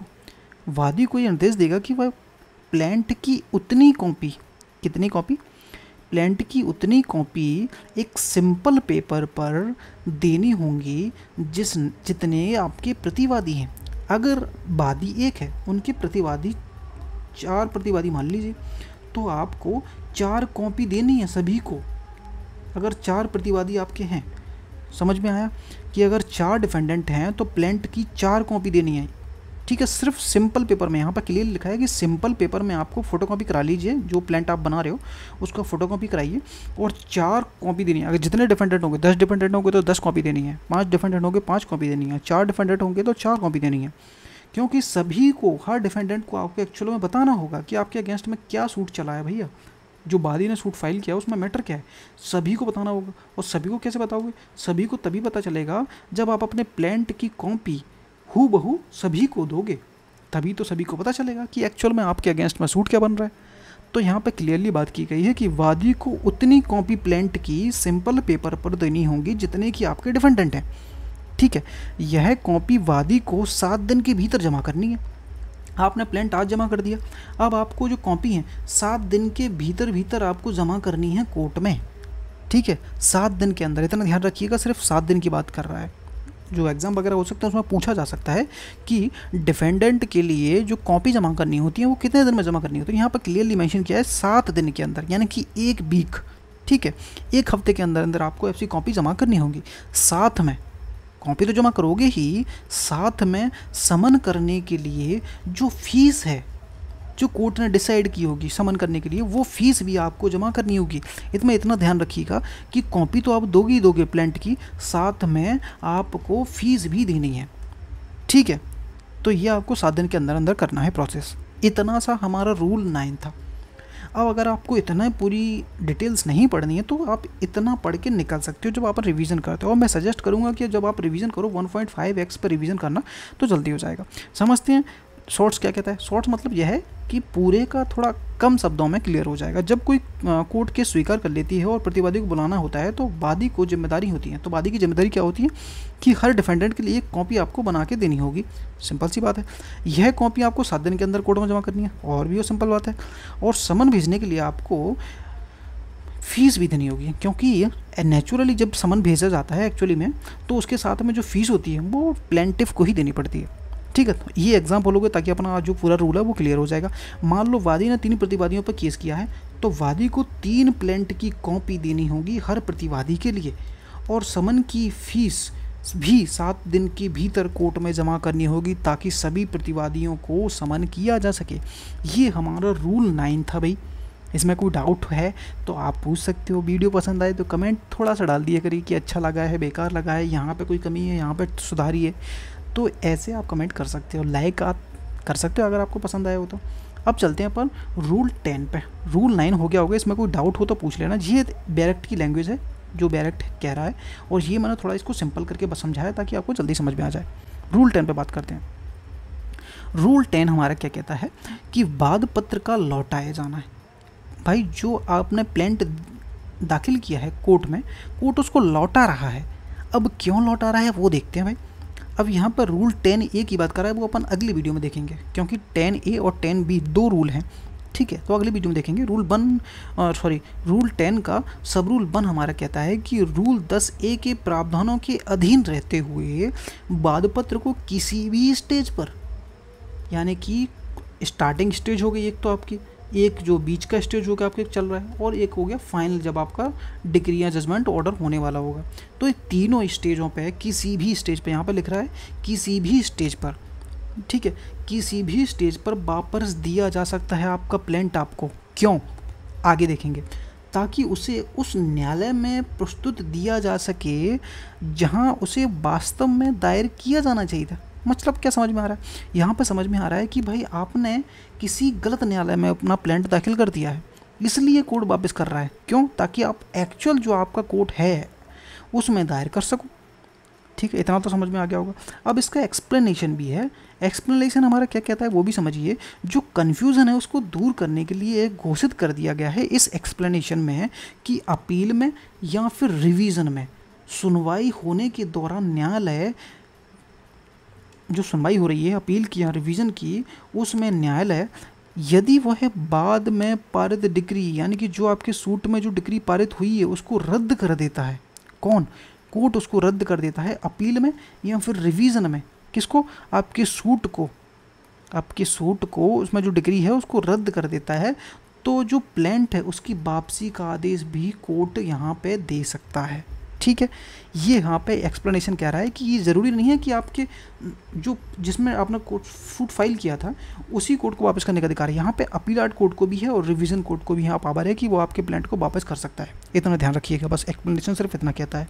यहाँ पे से भी एक ओटी टाइप का क्वेश्चन बन सकता है कि जो किसी भी स्टेज पर जो प्लांट रिटर्न किया जा रहा है, वापस किया जा रहा है, वो क्या वो अपील में और रिवीजन में वापस किया जा सकता है? एक्चुअल में हाँ किया जा सकता है, क्लियरली लिखा है एक्सप्लेनेशन में। अब रूल 2 हमारा समझते हैं कि बाद पत्र को लौटाने का प्रोसेस क्या है। जब बाद पत्र लौटाया जाएगा तब जो जज है उस पर यह इंडोर्समेंट करके देगा, उस पर यह टिप्पणी करके देगा कि बाद पत्र कब प्रस्तुत किया गया था उसके सामने, उसकी डेट मेंशन करेगा और कब उसे लौटा रहा है वो भी डेट उसकी मेंशन करेगा जज। ठीक है, अब नेक्स्ट क्या है, किस पक्षकार ने उसको प्रस्तुत किया था उस पार्टी के नाम भी, यानी कि वादी का नाम भी मेंशन करेगा। ठीक है, और लौटाने का एक्चुअल में रीज़न क्या है वो भी क्लियरली वहाँ पे अपने जो रिटर्न लौटाएगा उसको क्लियरली लिखेगा कि भाई ये एक्चुअल में मेरे पास इसकी जुरिडिक्शन नहीं लगती, इसलिए मैं इसको लौटा रहा हूँ किसी दूसरे न्यायालय के पास जो इसका एक्चुअल अधिकार इसके ऊपर रखता होगा। तो ऐसी आपको जो टिप्पणी जज करके देगा जब वो आपका प्रोसेस लौटाएगा, ऐसा वाद पत्र लौटाएगा। मैंने जैसे पिछली वीडियो में बताया है कि शॉर्ट नोट मतलब क्या है कि पूरा अगर रूल नहीं पढ़ना है तो आपको इतना पढ़ के आप निकल लीजिएगा, आपको जल्दी हो तो। ठीक, और मैं सजेस्ट करूँगा कि आप 1.5x पे ही इसको रिवीजन करें। समझ लेते हैं शॉर्ट नोट को भी। अगर कोई मुकदमा गलत न्यायालय में दायर हो जाता है और प्लांट को सही न्यायालय में पेश करने के लिए वापस किया जा सकता है, यह काम मुकदमे के किसी भी स्टेज पर किया जा सकता है। शुरुआत में तो किया ही जा सकता है, बीच में कर सकते हो, बाद में भी कर सकते हो। ठीक है, और यहाँ तक कि अपील और रिवीजन कोर्ट को भी निचली न्यायालय की किसी डिग्री रद्द करने पर प्लांट को लौटाने का अधिकार है। ठीक है, और यह प्लांट लौटाया जाएगा तो जज को उस तारीख को लिखना होगा कब आया था, कब वापस लौट रहा है, और पार्टी का नाम भी मेंशन करेगा और कारण लिखेगा कि भाई एक्चुअल में रीज़न क्या है इसको वापस करने का। और ये हमारा हो गया एग्जाम्पल। राम ने मुकदमा दायर किया डिस्ट्रिक्ट कोर्ट में, ठीक है, जबकि मामला एक्चुअल में सिविल जज जूनियर डिवीज़न के पास क्षेत्र जुरिडिक्शन उसके पास आती है, लेकिन उसने डिस्ट्रिक्ट कोर्ट में जमा कर दिया, जो फाइल कर दिया सूट। तो जो जिला न्यायालय है प्लांट को वापस करेगा इसे उचित न्यायालय में प्रस्तुत करने के लिए। तो यहाँ पे रूल 10 हमारे यहाँ पे क्लियर होता है। कोई डाउट हो तो आप मेरे को कमेंट करके पूछ सकते हो। तो हमारा फर्स्ट रूल है 10A, जो बात करता है कि बाद पत्र लौटाने के बाद जिस न्यायालय में प्रस्तुत किया जाना है उसमें पेशी की तारीख नियत करने की शक्ति है कोर्ट के पास। और जो बाद पत्र लौटाया जा रहा है वो रूल 10 में हमने पढ़ा था। क्यों लौटाया जा रहा था? बाद पत्र आपका इसलिए लौटाया जा रहा था कि जिस कोर्ट में आपने फाइल किया है अपना सूट उसके पास जुरिडिक्शन नहीं थी, यानी कि वो सही कोर्ट नहीं था, इसलिए उसने आपका प्लांट वापस कर दिया था। तो यहाँ पे उसी की बात कर रहा है। अगर आपका प्लांट वापस किया जाता है तो अब वापस करेंगे तो उसमें क्या होगा, आगे एक्चुअल जो रियल कोर्ट होगा उसमें तो भेजा जाएगा ना। तो जिस न्यायालय में उसको एक्चुअल में जाना चाहिए था उस न्यायालय में जाने के लिए और पेशी की तारीख, यानी कि कौन सी तारीख को आपको हाजिर होना है, वो भी बताने की शक्ति यहाँ पे कोर्ट के पास है। तो इसको समझते हैं क्या कह रहा है। सब रूल हमारा 1 कहता है कि यदि किसी वाद में सिविल सूट में डिफेंडेंट उपस्थित है न्यायालय में, सिविल सूट फाइल किया, ठीक है, यहाँ पे एक बात याद रखना है, जो कोर्ट है वो अभी आपको याद रखना है कि वो गलत कोर्ट है जिसके पास जुरिडिक्शन नहीं है, लेकिन अब फाइल हो गया है। ठीक है, अब क्या होगा, डिफेंडेंट आ चुका है। ठीक है, जब मौजूदा न्यायालय यानी कि जिस न्यायालय के पास अभी सूट आपका गया है, गलत न्यायालय, ठीक है, यह तय कर लेती है कि जो आपका प्लांट है वो उसके जुरिडिक्शन में नहीं है, यानी कि उसके पास क्षेत्राधिकार नहीं है जो आपका सूट आप लेके आए हो। मेरे पास सिर्फ इतना अधिकार है लेकिन आपकी प्रॉपर्टी यहाँ पड़ती है, यानी कि मेरे पास उसका जुरिडिक्शन है ही नहीं। तो आपको दूसरे कोर्ट में जाना है जिसके जुरिडिक्शन में वो आता होगा। ठीक है, जिसके जुरिडिक्शन में ये कोर्ट आता होगा प्रॉपर्टी आपकी। ठीक है, तो उसे लौटाना होगा। तो न्यायालय वादी को सूचना देगा कि तुम्हारा प्लांट लौटाया जाएगा। ठीक है, मेरे पास जुरिडिक्शन नहीं है इसलिए सही जुरिडिक्शन वाली कोर्ट के पास आपको लेके जाना होगा, इसलिए मैं इसको लौटाऊंगा। ठीक है, आप सब रूल देखिए 2। यह सूचना वादी को मिल गई। अब वादी अदालत में एक आवेदन करेगा। यहाँ पे आपको ध्यान देना है क्योंकि दोनों रूल यहाँ से कनेक्ट हैं। किस प्रकार कनेक्ट हैं बताऊँगा। वादी न्यायालय में आवेदन करेगा। क्या आवेदन करेगा? या तो वादी ऑब्जेक्शन कर दे कि जो आप लौटा रहे हो वो गलत तरीके से लौटा रहे हो, और फिर यहाँ से अपील कर दे सीधी अपीलेट कोर्ट में। और अगर अपील नहीं कर रहा है तो वो आवेदन करेगा। किस चीज़ का आवेदन करेगा समझिए। इस आवेदन में 3 बातें लिखेगा वादी। अब वो 3 बातें कौन सी होंगी? पहली बात है कि वह प्लेंट को आगे किस न्यायालय में दाखिल करे, ये वो बताएगा कि एक्चुअल कौन सा कोर्ट है वो हमें बताइए। तो जिस कोर्ट ने आपका गलत न्यायालय बोला है कि मेरे पास जुरिडिक्शन नहीं है, उससे पूछेगा कि सही न्यायालय बताओ हमें, ठीक है। बी हमारा क्या कहता है, उससे ये रिक्वेस्ट भी करेगा उसी कोर्ट से जिसमें गलत अभी गया है कि न्यायालय उसी दूसरे न्यायालय में पेशी की तारीख भी तय कर दी, यानी कि जिस न्यायालय में आप हमें भेजोगे जो सही न्यायालय है उसमें जाने के लिए हमें एक तारीख भी तय कर दो। जैसे कि 1 सितंबर को जाना है, तो एक तारीख को आप हमें तय करके दे दो, ये रिक्वेस्ट भी करेगा। और साथ में वह अनुरोध भी करेगा, एक रिक्वेस्ट और करेगा कि उस तारीख की सूचना कि 1 सितंबर को आपको हाजिर होना है, वादी को दे और प्रतिवादी को, दोनों को दे दे। ठीक है, इतना बात क्लियर हो गया होगा। ठीक है, यहाँ पे जो सूचना मिलने के बाद कोर्ट बताएगा हम तुम्हारा सूट वापस कर रहे हैं वादी को, और वादी के पास ऑप्शन है कि या तो अपील कर ले जो आपका प्लेंट लौट रहा है, या फिर उसमें आवेदन करे। आवेदन करेगा तो ये रिक्वेस्ट उसमें शामिल डालेगा। ठीक है, अब आते हैं सब रूल 3। यदि वादी आवेदन करता है, ये वाला आवेदन करता है, इसमें 3 पॉइंट डालता है अंदर, ठीक है, तो न्यायालय उस अदालत में पेशी की तारीख निश्चित करेगा जो जिस कोर्ट में आपका जाना है, एक्चुअल कोर्ट है जहाँ प्लेंट पेश किया जाना है। वादी प्रतिवादी दोनों को उस तारीख की सूचना दे देगा कि आपको 1 सितंबर को हाजिर होना है। ठीक है, सूचना दे देगा। कौन सा कोर्ट? जो गलत कोर्ट आपका अभी है प्रेजेंट में, जिसमें आपने फाइल किया प्लेंट। अब सब रूल 4 समझो। यह सूचना दी जाती है, कौन सी वाली सूचना? जो हम ऊपर हम ही जस्ट हमने पढ़ी है कि डिफेंडेंट वादी को उस तारीख को हाजिर होना है, ये वाली सूचना। जिस न्यायालय में प्लेंट दोबारा प्रस्तुत किया जाएगा, यानी कि नए वाले कोर्ट में जो एक्चुअल कोर्ट है, वहाँ प्रतिवादी को द्वारा समन भेजने की ज़रूरत नहीं है। उस कोर्ट को डिफेंडेंट को द्वारा समन भेजने की ज़रूरत नहीं है, क्योंकि यहाँ पे ही जो पुराने वाले कोर्ट ने वादी प्रतिवादी को दोनों की सूचना की तामील कर दी थी, उसको बता दिया था कि आपको 1 सितंबर को हाजिर होना है उस नए कोर्ट में जो एक्चुअल कोर्ट है। तो अब दोबारा से समन की भेजने की नौटंकी तो नहीं करनी पड़ेगी ना, कम से कम। ठीक है, तो ये करनी नहीं है। लेकिन जब तक अदालत कोई विशेष कारण ना समझ ले, अगर उसको लगता है कि कोई विशेष कारण है, हो सकता है वादी भूल गया हो या कुछ जो भी उसे विशेष कारण लगता है, तो न्यायालय उससे लिखकर समन भी कर सकता है। ठीक है, और आगे यह सूचना प्रतिवादी के लिए समन मानी जाएगी। जो सूचना ऊपर दी गई थी वही सूचना प्रतिवादी के लिए समन मानी जाएगी। अब आपको दोबारा समन भेजेगा नहीं नया वाला कोर्ट। ठीक है, अब सब रूल 5 समझो। यदि वादी का आवेदन स्वीकार कर लिया जाता है, कौन सा आवेदन? जो सब रूल 2 में आपने दिया था, ये वाला आवेदन। ठीक है, और अगर ये स्वीकार हो गया, एक्सेप्ट हो गया, यानी कि अगर आप आवेदन दे रहे हो, आवेदन किस चीज़ का दे रहे हो कि हमें अगला कोर्ट बता दो और अगले कोर्ट में जाने के लिए हमें डेट बता दो और दोनों को नोटिस दे दो डेट का, ये 3 आप आवेदन में बोल रहे हो। और ये आवेदन आप दे रहे हैं, क्यों दे रहे हैं? यानी कि आप एक्सेप्ट कर रहे हो कि जिस कोर्ट में आपने प्लेंट दाखिल किया था अभी, वो कोर्ट गलत है, आप ये एक्सेप्ट कर रहे हो, तभी तो ये आवेदन दोगे। ठीक है, अगर आपने एक्सेप्ट कर लिया कि ये गलत कोर्ट है, इसलिए सही कोर्ट में हमें भेज दो और कौन सी तारीख को जाना है हमें वो भी बता दो, तो अगर तुमने एक्सेप्ट कर लिया, आवेदन दे दिया, तो ये मान लिया जाएगा कि जो वादी प्लेंट की वापसी के खिलाफ अपील नहीं कर सकेगा फिर। ठीक है, क्योंकि उसने कोर्ट अपना प्लेंट वापस किया और आपने क्या किया, सूचना मिल गई आपको, मिलने के बाद वादी ने अपील नहीं करी बल्कि आवेदन दे दिया कि हमें दूसरा कोर्ट बता दो। तो अब अगर तुमने आवेदन दे दिया, उसके बाद तुम भाई कोई अपील नहीं कर पाओगे।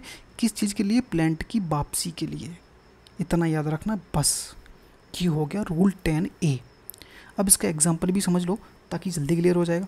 राम ने मुकदमा जिला कोर्ट में दायर किया, लेकिन मुकदमा सिविल जज जूनियर डिवीजन में जाना था, उसके पास जुरिडिक्शन था। प्रतिवादी श्याम पहले से ही कोर्ट में मौजूद था।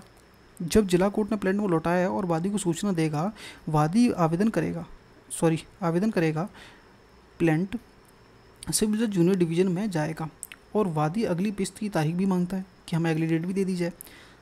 अब जब प्लेंट वहाँ दाखिल होगा, श्याम को फिर से समन नहीं भेजना पड़ेगा। जैसे कि मैंने बताया था कि जब आपको पुराने वाले कोर्ट ने पहले ही बता दिया कि 1 सितंबर को जाना है, तो आपको दोबारा समन भेजने की नौटंकी नहीं करनी पड़ेगी, क्योंकि पुरानी अदालत द्वारा दी गई नोटिस ही समन माना जाएगा जो आपने उसको बताया था, डेट बताई थी। ठीक है, तो ये हमारा रूल 10A हमारा यहाँ पर कंप्लीट होता है। इसमें कोई डाउट होता है कमेंट करके पूछ सकते हो। बहुत सरल बताया है, इससे सरल तो कुछ हो नहीं सकता। अगर पसंद आया हो तो लाइक करना, सब्सक्राइब करना, कुछ भी कमेंट कर सकते हो अच्छा लगा हो तो। ठीक है, चलते हैं नेक्स्ट रूल पे, 10B पे। 10B हमारे किस बारे में बात करता है कि न्यायालय में प्लेंट लौटाए जाने पर अपीली न्यायालय की शक्ति कि वह बाद को उच्च न्यायालय में स्थानांतरित कर दे। अब यहाँ पे अपीलाट कोर्ट के पास पावर चली गई है कि अगर अपीलाट कोर्ट के पास कोई अपील आती है, किसकी, जो आपका प्लेंट लौटा दिया था उसकी, तो अपीलाट कोर्ट क्या उसे सही कोर्ट के पास भेज सकता है कि नहीं भेज सकता है, उसके लिए ये रूल है। समझो सब रूल बन क्या कहता है कि अगर किसी वादी ने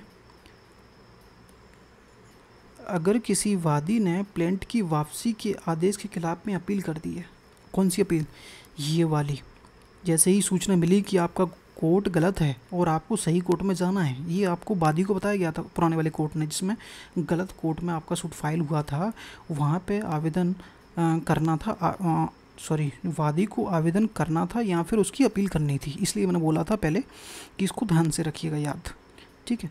तो यहाँ पे हमने क्या देखा कि प्लेंट की वापसी की जो अपील की गई है, प्लेंट की जो वापसी हुई है उसमें पुराने वाले कोर्ट जिसमें अपील गलत कोर्ट में चली गई थी उसने वापस कर दिया। अब आपने उसकी अपील की, ठीक है।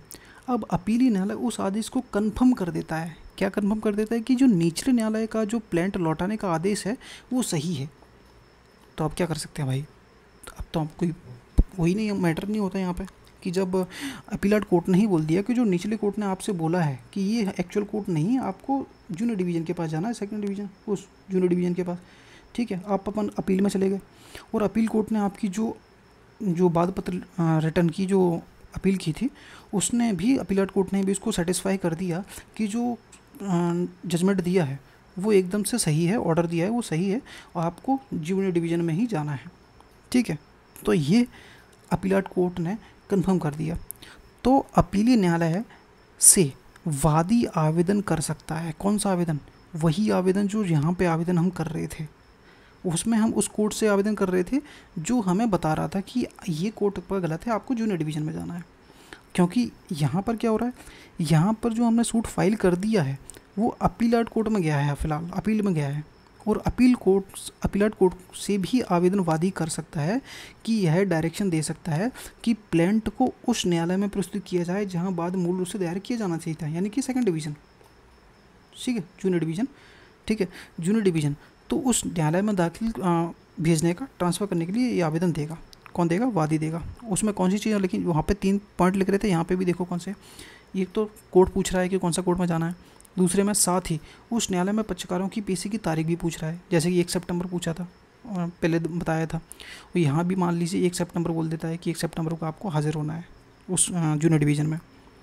ऐसे में उस न्यायालय को प्रतिवादी को द्वारा समन जारी करने की आवश्यकता नहीं होगी, क्योंकि जब वो डेट देगा आपको अपीलाट कोर्ट, उस समय वादी प्रतिवादी दोनों हाजिर होंगे, तो दोनों को अपील जो डेट है वो एक्चुअल दे दी जाएगी और बाद में जिस जो जूनियर डिवीज़न है, जूनियर डिवीज़न है, उसको दोबारा से समन करने की ज़रूरत नहीं होगी वादी प्रतिवादी को ठीक है, जब तक वह न्यायालय खुद कारण लिखकर ऐसा करने का आदेश न दे। अगर उस जूनियर डिवीज़न को लगता है कि इनको द्वारा समन भेजने चाहिए तो वो भेज सकता है, अगर कारण लिखेगा, लेकिन ठीक है। सब रूल 2 समझिए कि यह आदेश पक्षकारों की उन अधिकारों को प्रभावित नहीं करेगा, इफेक्ट नहीं डालेगा कि वे उस नए न्यायालय की जुरिडिक्शन पर सवाल उठा सकें। यानी कि जो जूनियर डिवीज़न है, अगर वो जूनियर डिवीज़न सही नहीं है तो ये आपका ऑर्डर है जो 10B में हो रहा है अपीलाट कोर्ट का, उस ऑर्डर, ये ऑर्डर 10B का ऑर्डर आपके उस नए जूनियर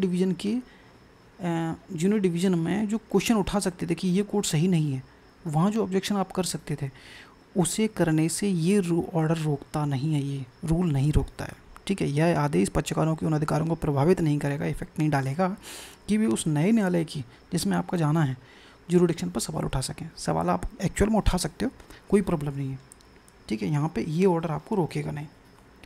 यहाँ पे ख़त्म होता है हमारा 10B। अब इसका एक यहाँ भी क्लियर मैंने लिख दिया था कि क्लियर हो जाए, यानी केवल इस वजह से अपीली न्यायालय ने प्लेंट वाई को भेज दिया है कि ये आपका एक्चुअल कोर्ट है जूनियर डिवीज़न, तो प्रतिवादी यह अधिकार ख़त्म नहीं हो जाता कि वह बाय कोर्ट की जुरिडिक्शन को चैलेंज कर सके। तुम करना चाहो चैलेंज तो कर सकते हो, क्योंकि अपीलाट कोर्ट ने आपको बोला है बाई कोर्ट में जाना है। अब बाई कोर्ट आपको नहीं लग रहा है कि सही है बाई कोर्ट, ठीक है, तो वाई कोर्ट की जुरिडिक्शन सही नहीं है, तो आप इसको भी चैलेंज कर सकते हो, रोकेगा नहीं अपीलाट कोर्ट, अपीलेट कोर्ट का ऑर्डर उसको रोकेगा नहीं, ठीक है।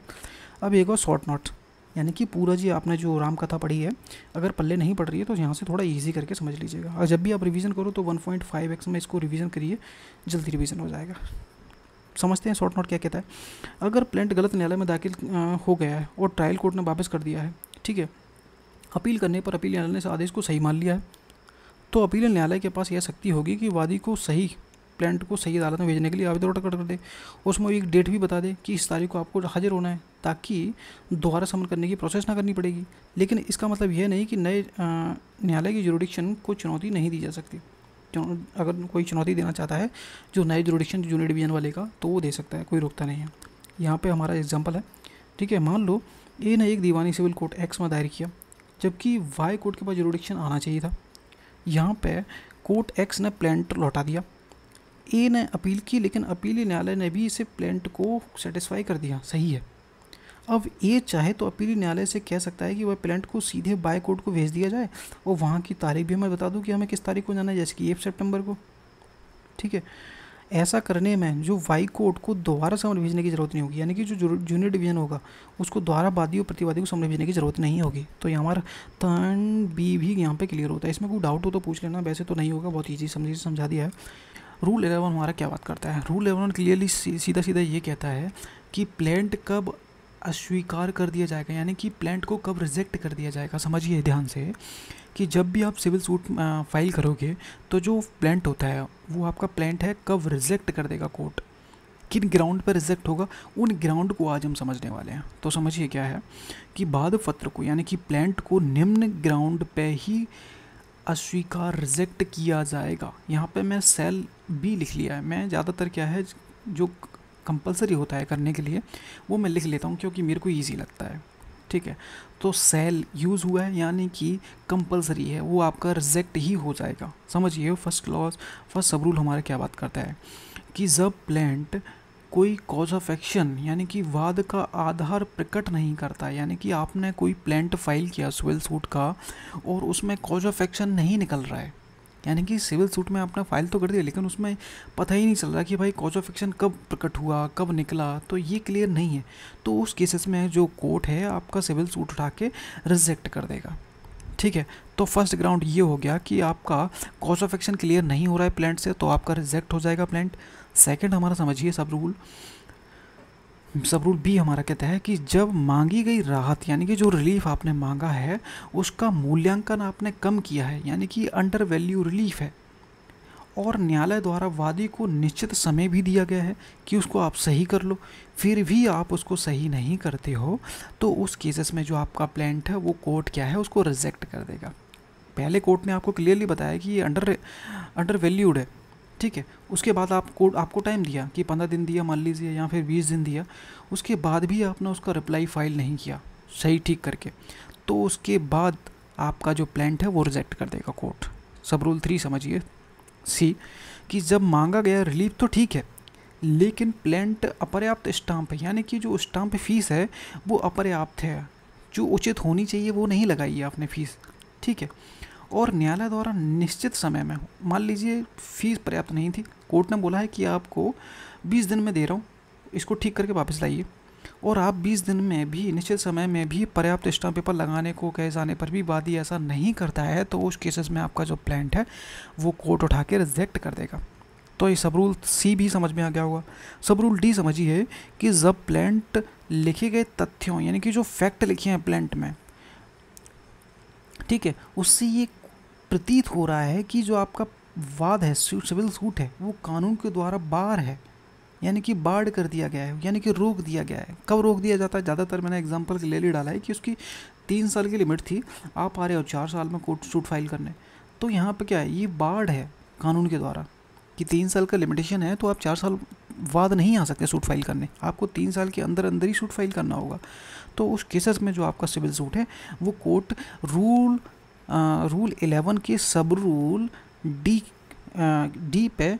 ग्राउंड पे आपका रिजेक्ट कर देगा, ठीक है। अब सब रूल ई समझिए कि जब प्लेंट डुप्लीकेट कॉपी में दाखिल नहीं किया गया है, मैंने क्लियरली बताया था कि जब भी सिविल सूट में फाइल किए जाएंगे, क्रिमिनल में यही होता है कि जब भी सिविल सूट फाइल किया जाएगा तो 2 कॉपी में करना है, ठीक है।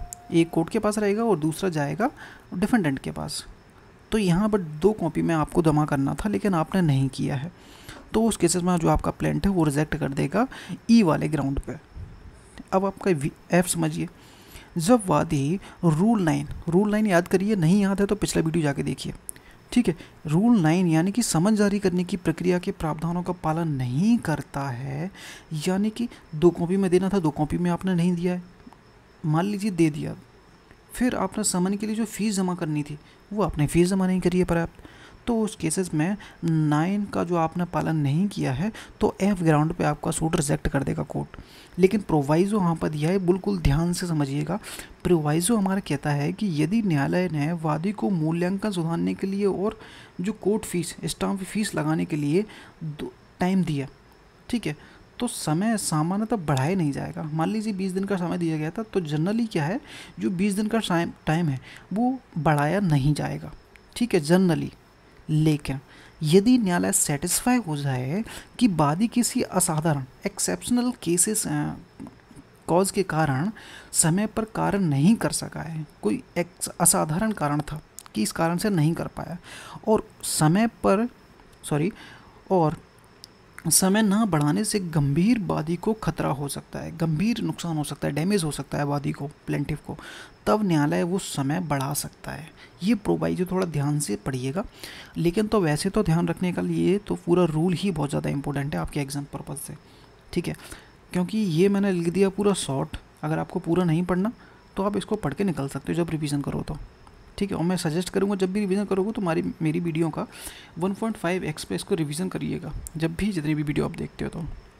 और शॉर्ट्स पढ़ते हम क्या है, वाद पत्र को तभी स्वीकार किया जाएगा जब वैधानिक और औपचारिक आवश्यकताओं को पूरी करता होगा, यानी कि ज़रूरतों को पूरी करता होगा तभी एक्सेप्ट होगा। अगर इन ज़रूरतों को पूरी नहीं करते आपका प्लांट तो वो रिजेक्ट हो जाएगा। सबसे पहले कॉज ऑफ एक्शन क्लियर नहीं है तो रिजेक्ट हो जाएगा, गलत तरीके से मूल्यांकन किया गया तो रिजेक्ट हो जाएगा, स्टाम्प फीस प्रॉपर नहीं है रिजेक्ट हो जाएगा, लॉ में बाढ़ किया गया है आपका सूट तो बाढ़ रिजेक्ट हो जाएगा प्लांट, और डुप्लीकेट कॉपी में नहीं है तो रिजेक्ट हो जाएगा, 9 का पालन नहीं किया है रूल 9 का तो रिजेक्ट हो जाएगा, ठीक है। एग्जाम्पल भी समझ लीजिए, ए बी मुकदमा करता है लेकिन प्लेंट में यह नहीं लिखा है कि बी कौन सा कानून ये अधिकार तोड़ता है, कानूनी अधिकार तोड़ा है, नो कॉज ऑफ एक्शन, कि कॉज ऑफ एक्शन उसने लिखा ही नहीं अपने प्लेंट में, तो प्लेंट आपका रिजेक्ट हो जाएगा। बी वाला समझिए, जो कि यहाँ पे जो मैंने लिखा है अंडर वैल्यू क्लियर नहीं सही समझ में नहीं आया हो तो यहाँ पे मैंने लिख दिया है कि अंडर वैल्यूड का मतलब क्या है, कि यदि वादी ने अपनी राहत के लिए मूल्यांकन जानबूझकर या फिर गलती से गलत लिख दिया है, यानी मुकदमे की असली कीमत रियल वैल्यू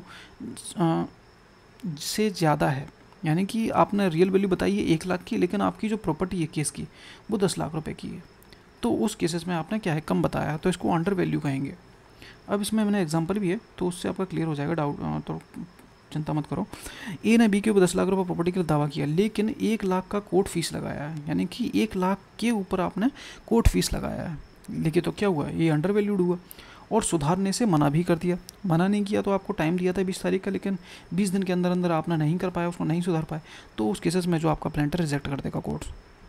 3 वाला एग्जांपल समझिए, ए का लिमिटेशन के अंदर 12 साल बाद दायर कर रहा है, लिमिटेशन के अनुसार 12 साल बाद दायर हुआ है, लेकिन जो इसकी एक्चुअल लिमिटेशन थी 3 साल थी, और आप आ रहे हो 12 साल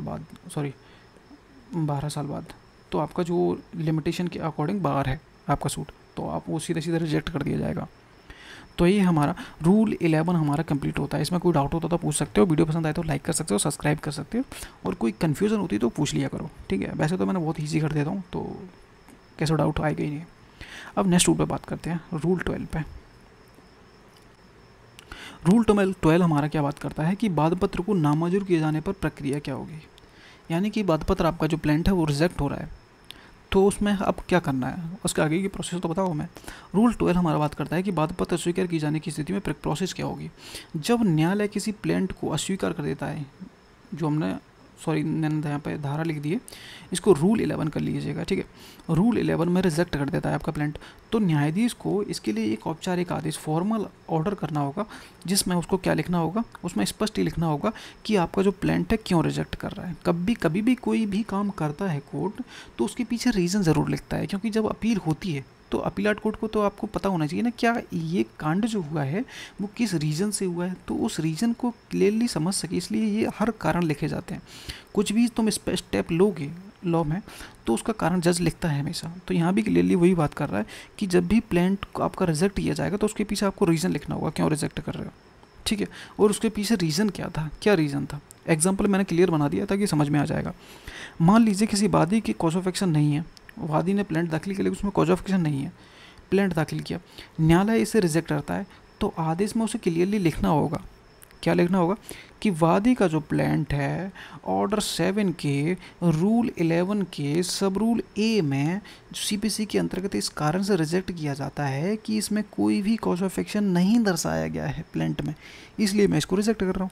तो इस तरह से आपको नोट करना होगा। रूल 12 सिर्फ इतना ही कहता है, जब भी रिजेक्ट करोगे सिर्फ इतना आपको लिखना होगा, यानी कि रीज़न लिखना है प्रॉपर। और नोट में कुछ नहीं है, बस मैंने लिख दिया है कि रिजेक्ट करने के लिए रूल 11 है 7-11, इतना याद रखिएगा। और 7-11 में आपका प्लांट रिजेक्ट होता है और 7-12 में आपको उसका कारण लिखना होता है। बस ये हमारा याद हो गया। रूल 13 हमारा, ये तो अपना बेयरएक्ट का लैंग्वेज हो गया, जो अगर आप बेयरएक्ट आपके पास नहीं है तो आप इसमें देख सकते हो, ठीक है। ये मैंने थोड़ा अपना ईजी करके आपको समझा रहा हूँ, समझिए। रूल 13 हमारा बात करता है कि प्लांट की अस्वीकृति, यानी कि प्लांट आपका जो रिजेक्ट हुआ था, प्लांट का रिजेक्शन नए प्लांट पेश करने से नहीं रोकता है। सीधी सीधी बात यहाँ पे क्लियरली ये कही गई है, जो रूल 11 में आपका प्लांट रिजेक्ट हो रहा था उस ग्राउंड पे अगर रिजेक्ट हो जाता है तो ये नहीं है कि आप अभी नया फ्रेश प्लांट पेश नहीं कर सकते, ये रूल नहीं रोकता है आपको, यहाँ से आपको परमिशन मिलेगी। रूल 13 आपको परमिशन देगा कि अगर आपका रूल 11 के अनुसार कोई भी प्लांट रिजेक्ट हो जाता है तो ये बार नहीं करता है, ये रोकेगा नहीं, आप एक फ्रेश प्लांट पेश कर सकते हो, ये अलाउ करेगा आपको रूल 13। समझिए क्या कहता है कि यदि प्लांट को रूल 11 में बताए गए किसी भी ग्राउंड पर रिजेक्ट कर दिया जाता है, यानी कि रूल 11 में हमने क्या पढ़ा था, रिजेक्शन ऑफ प्लांट पढ़े थे, किन ग्राउंड पे आपका प्लांट रिजेक्ट हो सकता है। तो यहाँ पे कह रहा है कि यदि प्लांट रूल 11 के अनुसार किसी भी ग्राउंड पर रिजेक्ट किया जाता है, जैसे कि कॉज ऑफ एक्शन नहीं था, गलत वैल्यूएशन आपने की थी, कम कोर्ट फीस लगी थी, लिमिटेशन से निकल चुका था, तो इसका मतलब यह नहीं है कि जो वादी है वो उसी कॉज ऑफ एक्शन पर एक नया प्लांट द्वारा नहीं कर सकता, वो कर सकता है। रूल 13 आपको अलाउ करता है, जब भी कोई ऐसा हो तो आप रूल 13 का बेनिफिट ले सकते हो। वह चाहे तो इस नियम के अनुसार 2 सुधार कर जो करेक्शन करनी थी उस करेक्शन करने के बाद एक नया प्लांट दाखिल कर सकता है। रूल 13 आपको अलाउ करता है। सीधे सीधे बात याद रखिए कि एग्जाम्पल अपना समझ लीजिए कि मान लीजिए 5 लाख रुपए के लिए प्लांट दायर किया, लेकिन उसमें कोर्ट फीस सिर्फ 200 रुपये लगाई गई है। कोर्ट ने कहा बाकी कोर्ट फीस भी लगाओ, पर वादी ने समय पर नहीं लगाया और प्लांट आपको उठा के रिजेक्ट कर दिया गया। अब वादी चाहे तो फिर से सही कोर्ट फीस लगा के एक नया प्लांट दाखिल कर सकता है। रूल 13 आपको लागू करता है, अलाउ करता है, आप ना फ्रेश प्लांट फेस कर सकते हो, ठीक है। कोई भी बार नहीं है यहाँ पे, कोई भी रोक नहीं है रूल 11 में। अगर रूल 11 में किसी भी ग्राउंड पे आपका रिजेक्ट हो जाता है प्लांट तो आप एक फ्रेश प्लांट पेश कर सकते हो, आपको सीधा सीधा अलाउ किया गया है, किसी भी तरह से रोक नहीं है, बस इतना याद रखिएगा, ठीक है। रूल 13 आपका यहाँ पर क्लियर होता है। कोई भी डाउट हो आप कमेंट कर सके, पूछ सकते हो, बहुत ज़्यादा सिंपल कर दिया मैंने, भूल ही नहीं सकते, ठीक है। अब रूल 14 पे बात करते हैं। रूल 14 हमारा बात करता है कि उन दस्तावेजों का पेश किया जाना जिन पर वादी का जो वाद है निर्भर करता है। आपका प्लान वो है, एक सूट है, सिविल सूट है, ठीक है, किसी डॉक्यूमेंट के ऊपर निर्भर करता है, यानी कि वो डॉक्यूमेंट नहीं होगा तो आप उस केस लड़ ही नहीं पाओगे, वो वाला ऐसा मान लीजिए। तो ऐसा कोई डॉक्यूमेंट आपके पास है और आपने सूट फाइल कर दिया है, तो आपका डॉक्यूमेंट उस डॉक्यूमेंट के आपका सूट उस डॉक्यूमेंट के ऊपर बेस्ड करता है, निर्भर करता है। तो अब आगे समझिए, मैं क्लियर समझाता हूँ, बहुत ज़्यादा इंपॉर्टेंट, समझिएगा बहुत ध्यान से, ठीक है। सब रूल 1 हमारा कहता है कि जहाँ वादी का जो दावा है, यानी कि वादी का जो क्लेम है किसी डॉक्यूमेंट पर आधारित है, जैसे कि कोई समझौते का डॉक्यूमेंट हो गया, कोई कॉन्ट्रैक्ट का डॉक्यूमेंट हो गया, कोई बिक्री विलेख हो गया, या फिर कोई रसीद हो गई, पे आधारित है आपका जो प्लांट है, या फिर आप अपने जो दावे क्लेम को मजबूत करने के लिए उसको समर्थन में अपने दावे अपने कब्जे या अधिकार में कोई दस्तावेज रखता है, किसी अपने कोई क्लेम को मजबूत करने के लिए उसको समर्थन करने के लिए कोई डॉक्यूमेंट अपने पास रखता है, वो 2-3 मान लीजिए कोई भी डॉक्यूमेंट हो सकते हैं, तो 2 डॉक्यूमेंट वो अपने पास अधिकार में रखता है, और यानी कि उसका मतलब उसका जो वाद है, सिविल सूट है, वो उसके ऊपर निर्भर करता है उन डॉक्यूमेंटों पे। तो उसका वाद उस पर निर्भर करता है, रिलाई करता है। तो उसे उन डॉक्यूमेंट की एक सूची बनानी होगी और उसको प्रविष्ट करनी होगी और उसमें मेंशन करनी होगी प्लेंट में, ठीक है, उस लिस्ट में कौन कौन से डॉक्यूमेंट आपके पास हैं, ठीक है, वो मेंशन करनी होगी। वादी को प्लेंट पेश करते समय वे दस्तावेज न्यायालय में प्रस्तुत करने होंगे, साथ ही उन दस्तावेजों की एक कॉपी भी प्लेंट के साथ जमा करनी होगी। समझ गए? जितने भी डॉक्यूमेंट आपके पास हैं जो कि इंपॉर्टेंट साबित हो सकते हैं, उनकी कॉपी भी आपको लगानी है और आपके अपने प्लेंट में भी मेंशन करना है कि ये डॉक्यूमेंट मेरे पास हैं, ठीक है। अब नहीं करोगे तो क्या नतीजे होंगे वो भी हम समझेंगे। पहले सब रूल 2 समझिए कि अगर ऐसा कोई दस्तावेज वादी के कब्जे अधिकार में नहीं है, मान लीजिए है ही नहीं उसके कब्जे में, लेकिन बेस जो आपको उसका जो सूट है उसी के ऊपर बेस्ड है, डॉक्यूमेंट के ऊपर, लेकिन उसके पास प्रेजेंट में नहीं है, तो जहाँ तक संभव हो सके वादी को ये बताना होगा कि जो डॉक्यूमेंट एक्चुअल में है किसके पास, किसके अधिकार में है, किसके कब्जे में है, ये आपको प्लेंट में लिखना होगा। मान लीजिए आपके पास आपका सूट किसी डॉक्यूमेंट पर बेस्ड है, प्रोमिजरी नोट मान लो, प्रोमिजरी नोट के ऊपर बेस्ड है। अब आपके पास डॉक्यूमेंट है ही नहीं, प्रोमिजरी नोट ही नहीं है, तो आपको प्लेंट में क्लियरली मेंशन करना होगा भाई साहब कि मेरे पास ये डॉक्यूमेंट नहीं है, ये फलाने फलाने व्यक्ति के पास है, लेकिन मेरा सूट इसी डॉक्यूमेंट के ऊपर बेस्ड है। तो ये ऐसी रामकथा आपको अपने प्लेंट में लिखनी होगी। सब रूल 3 समझिए कि यदि कोई ऐसा दस्तावेज जो वादी को प्लेंट पेश करते समय न्यायालय में पेश करना चाहिए था या उसकी कॉपी प्लेंट के साथ सूची में लगाना चाहिए थी, लेकिन वह ना तो पेश करता है ना सूची में डालता है, तो ऐसे दस्तावेज बाद में वादी के पक्ष में वादी अपने समर्थन में उस डॉक्यूमेंट को एविडेंस के रूप में न्यायालय द्वारा स्वीकार नहीं किया जाएगा जब तक कि न्यायालय आपको इसके लिए स्पेशल परमिशन न दे दे। इसीलिए ये ज़रूरी है कि अगर आप कोई ऐसा पॉइंट छोड़ देते हो और बाद में उसी डॉक्यूमेंट की ज़रूरत पड़ती है तो आप एविडेंस में पेश नहीं कर पाओगे, कोर्ट आपको मना कर देगा। सिर्फ अन्यथा जब तक कोर्ट आपके लिए ऐसी स्पेशल अनुमति ना दे दे कि कोई बात नहीं, चलो उस टाइम नहीं कर पाए थे, आप अभी पेश कर दो, ठीक, इतना याद रखिएगा। सब रूल 3। सब रूल 4 समझिए कि इस नियम का प्रभाव उन दस्तावेजों पर नहीं पड़ेगा। जो नियम हम पढ़ रहे हैं, इन नियमों का प्रभाव उन दस्तावेजों पर नहीं पड़ेगा जो वादी के क्रॉस एग्जामिनेशन के लिए पेश किए जाते हैं। वादी के क्रॉस एग्जामिनेशन के लिए जो डॉक्यूमेंट है उन पर कोई प्रभाव नहीं पड़ेगा इस रूल का, इतना ध्यान रखिएगा। जिन्हें केवल गवाह की याददाश्त को ताज़ा करने के लिए दिखाया जाना है, उन डॉक्यूमेंटों को किसी भी तरह से प्रभाव नहीं पड़ेगा इस रूल का, ठीक है। आप मेंशन नहीं भी करते हो तो कोई फ़र्क नहीं पड़ेगा, ठीक है। कब? क्रॉस एग्जामिनेशन और जो गवाह की याददाश्त ताज़ा करने के लिए। 2 चीज़ याद रखनी है अगर पूछा जाएगा तो, जब भी आपकी जो मल्टीपल क्वेश्चन में पूछा जा सकता है कि क्रॉस एग्जामिनेशन में और यहाँ पे याददाश्त ताज़ा करने के लिए 2 के लिए छूट दी गई है, ठीक है। तो रूल 14 हमारे यहाँ पे क्लियर होता है। ये शॉर्ट नोट है, पूरा नहीं पढ़ना है तो इसको पढ़ के निकल लीजिएगा, शॉर्ट है, फिर भी मैं बढ़ा देता हूँ। अगर वादी का दावा किसी दस्तावेज समझौते अनुबंध किसी बिक्री आदि रसीद पर आधारित है तो उसे प्लेंट में दाखिल करते हैं दस्तावेज को लिस्ट दर्ज करने के अदालत में पेश करना होगा और उसकी कॉपी भी प्लेंट के साथ लगानी होगी। सब रूल 2 हमारा कहता है अगर दस्तावेज वादी के पास नहीं है तो उसे ये बताना होगा कि दस्तावेज किसके पास है, जैसे कि मूल रजिस्ट्री प्रतिवादी के पास है, ये आपको मेंशन करना होगा।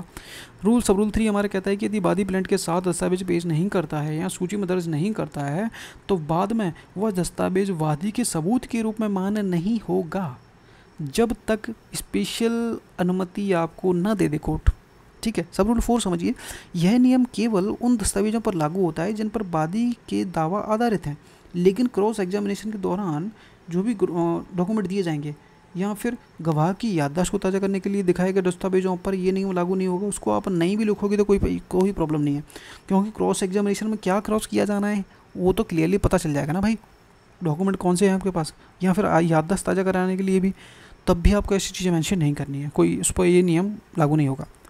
एग्जाम्पल समझ लीजिए और क्लियर हो जाएगा। राम ने श्याम के खिलाफ सूट फाइल किया, सिविल सूट। श्याम ने मुझे 50,000 रुपये उधार लिया, श्याम ने मुझसे 50,000 रुपये उधार लिया और लिखित में वादा किया कि मैं 6 महीने में लौटा दूंगा। यहाँ पर वादी का जो दावा है प्रोमिजरी नोट पर आधारित है। राम को प्लेंट करते समय यह प्रोमिजरी नोट और उसकी एक कॉपी न्यायालय में पेश करनी होगी। प्रोमिजरी नोट के बारे में मेंशन करना होगा, साथ में प्लस प्रोमिजरी नोट की एक कॉपी भी आपको मेंशन करनी होगी प्लेंट के साथ में, ठीक है। अगर राम कहे कि मूल प्रोमिसरी नोट श्याम के पास है तो उसे प्लेंट में यह बात लिखनी होगी। ठीक। अगर राम बाद में ट्रायल के समय प्रोमिसरी नोट लगाने की कोशिश करता है लेकिन प्लेंट दाखिल करते समय उसे पेश नहीं किया, ना सूची में लिखा, तो इसे सबूत के रूप में इस्तेमाल नहीं किया जाएगा जब तक कि स्पेशल अनुमति आपको ना मिल गई हो। ये रूल 14 हमारा बात करता है। इसमें कोई डाउट हो कमेंट कर लेना, पूछ लेना। वैसे तो बहुत ईजी था। ठीक है। अब रूल 16 पे बात करेंगे। तो रूल 16 हमारा बात करता है suit on the lost of negotiable instrument, यानी कि आप अपना सिविल सूट फाइल कर रहे हो किस आधार पर, यानी कि किसी नेगोशिएबल इंस्ट्रूमेंट के आधार पे आप एक सिविल सूट फाइल कर रहे हो। और एक्चुअल में मैटर क्या है कि आपका वो नेगोशिएबल इंस्ट्रूमेंट अब खो चुका है। अब नेगोशिएबल इंस्ट्रूमेंट क्या होते हैं? इंस्ट्रूमेंट मतलब कि कोई एक डॉक्यूमेंट होता है। अब यहाँ पे मैं आपको नेगोशिएबल इंस्ट्रूमेंट क्लियरली नहीं समझा पाऊंगा क्योंकि टाइम बहुत लग जाएगा। इसलिए अगर आपको नहीं पता है नेगोशिएबल इंस्ट्रूमेंट क्या होते हैं तो आपकी थोड़ी हालत गंभीर है भाई। थोड़ा नेगोशिएबल इंस्ट्रूमेंट भी पढ़िए, तो वहाँ से आप इसको कंप्लीट करके आइए कि नेगोशिएबल इंस्ट्रूमेंट होते क्या हैं, या फिर नेट से सर्च करिए, क्योंकि मैं यहाँ क्लियर करूँगा तो थोड़ा डेफिनेशन वाइड जाएगी और मैटर बड़ा हो जाएगा। ठीक है, अपन को वीडियो छोटा करना है। तो नेगोशिएबल इंस्ट्रूमेंट मतलब एक तरह से मैं बता देता हूँ, एक यहाँ पे मैंने बना के रखा है कि प्रॉमिसरी नोट हो गया, बिल ऑफ एक्सचेंज हो गया, या फिर चेक हो गया। तो यहाँ से क्लियर समझ लीजिए। ठीक है। तो प्रॉमिसरी नोट इस आधार इनमें से किसी के भी आधार पे आप एक सिविल सूट फाइल कर रहे हो, लेकिन वो एक्चुअल में वो डॉक्यूमेंट है वो आपके पास से खो गया है, तो अब कैसे सूट फाइल करोगे? तो उसी के लिए ये रूल 16 बनाया गया है। तो समझिए क्या है कि यदि कोई सिविल सूट किसी नेगोशिएबल इंस्ट्रूमेंट मतलब प्रॉमिसरी नोट हो या फिर बिल ऑफ एक्सचेंज हो या फिर चेक हो के पर आधारित है आपका सिविल सूट, और यह साबित आपने कर दिया है कि वह जो लिखित मतलब इंस्ट्रूमेंट, नेगोशिएबल इंस्ट्रूमेंट, डॉक्यूमेंट तो खो गई है, तो वादी को एक इंडेमनिटी की गारंटी देनी होती है। इंडेमनिटी क्या है? अगर ये भी नहीं पता है तो फिर और भी गंभीर हालत है आपकी भाई। कॉन्ट्रैक्ट सेकंड पढ़ोगे तो वहाँ पे आपको सबसे जो पहला सेक्शन है वो इंडेमनिटी के ऊपर ही मिलता है। ठीक है। तो इंडेमनिटी की गारंटी देता है कि अगर इस चीज़ से नुकसान होता है तो मैं उसकी गारंटी मैं देता हूँ, मैं उसकी भरपाई करूँगा। तो यही होता है, मैंने पढ़ाया भी है भाई, ये वीडियो मिल जाएंगी आपको प्लेलिस्ट में। ठीक है। तो इंडेमनिटी हर्जाने की गारंटी देता है, जिससे यह सुनिश्चित होता है, यह सुनिश्चित किया जा सकता है कि अगर भविष्य में उस खोए हुए डॉक्यूमेंट के आधार पर, मान लीजिए डॉक्यूमेंट था आपके पास, खो गया, कोई थर्ड व्यक्ति के मिल गया, अब वो डॉक्यूमेंट खुद लेके कोर्ट में आता है और सूट फाइल कर देता है, तो भविष्य में कोई अन्य व्यक्ति उस डॉक्यूमेंट, उस इंस्ट्रूमेंट पर दावा करता है, उस इंस्ट्रूमेंट के आधार पर दावा करता है, तो उसका नुकसान पूरा किया जा सके। यानी कि कैसे? मतलब कि वादी था, डिफेंडेंट था, वादी ने सूट फाइल किया, डॉक्यूमेंट तो उसके पास एक्चुअल में था ही नहीं, तो यहाँ पे वादी ने गारंटी दे दी कि मैं इंडेमनिटी की गारंटी देता हूँ, अगर कोई थर्ड पर्सन अगर क्लेम करता है उसी डॉक्यूमेंट के आधार पे तो उसकी भरपाई मैं करूँगा, यानी कि प्लेंटिफ करेगा। तो वादी को उस केसेस में कुछ नहीं देना है इतना। तो वादी को सिक्योर करने के लिए सीधे सीधे कह सकते हो रूल 16 है। ऐसी इंडेमनिटी मिलने के बाद न्यायालय डिग्री पास कर देगा वादी के फेवर में। ठीक है, जो वह उस स्थिति में करता जब लिखित इंस्ट्रूमेंट वादी द्वारा पेश की गई होती और उसकी कॉपी प्लेंटिफ के साथ लगाई गई होती। यानी कि अगर उसके फेवर में डिग्री पारित कर देगा, अगर जैसे कि वो डिग्री अगर होता डॉक्यूमेंट उसके पास, तो उस स्थिति में जो डिग्री होती वैसी अभी कर देगा। ठीक है, और प्लेंट की कॉपी उसके साथ लगाई गई होती।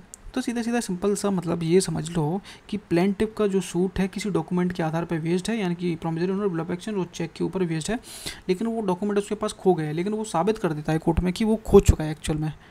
ठीक है, और उस मैटर जीत भी जाता है, सिविल सूट उसकी डिग्री पारित हो जाती है, और उसको डिग्री पारित हो जाती है तो कोर्ट उससे इंडेमनिटी भी मांग लेता है साथ में, कि भविष्य में अगर वो खोया हुआ डॉक्यूमेंट कोई लेके आ गया तो हम डिफेंडेंट को दोबारा पे करने के लिए नहीं बोल सकते। तो इसलिए एक गारंटी दे देता है वादी कि अगर कोई आए तो मैं उसकी गारंटी देता हूँ। ठीक है, तो यहाँ तक अपना क्लियर हो गया होगा। अब इंडेमनिटी बॉन्ड क्या होता है, कैसे काम करेगा, वो भी मैंने लिख दिया है ताकि कोई भी कन्फ्यूज़न ना हो, कि यदि वादी एक लिखित प्रतिज्ञा बॉन्ड कोर्ट में देता है कि अगर भविष्य में कोई और व्यक्ति वही खोया हुआ नेगोशिएबल इंस्ट्रूमेंट लेकर कोर्ट में दावा करता है, क्लेम करता है, और प्रतिवादी को नुकसान होगा, जिससे क्या होगा, प्रतिवादी को नुकसान होगा, क्योंकि एक बार वो पेमेंट देने जगह दूसरी बार थोड़ी देर पेमेंट देगा, तो उस नुकसान की भरपाई वादी खुद करेगा। कैसे करेगा? कभी कभी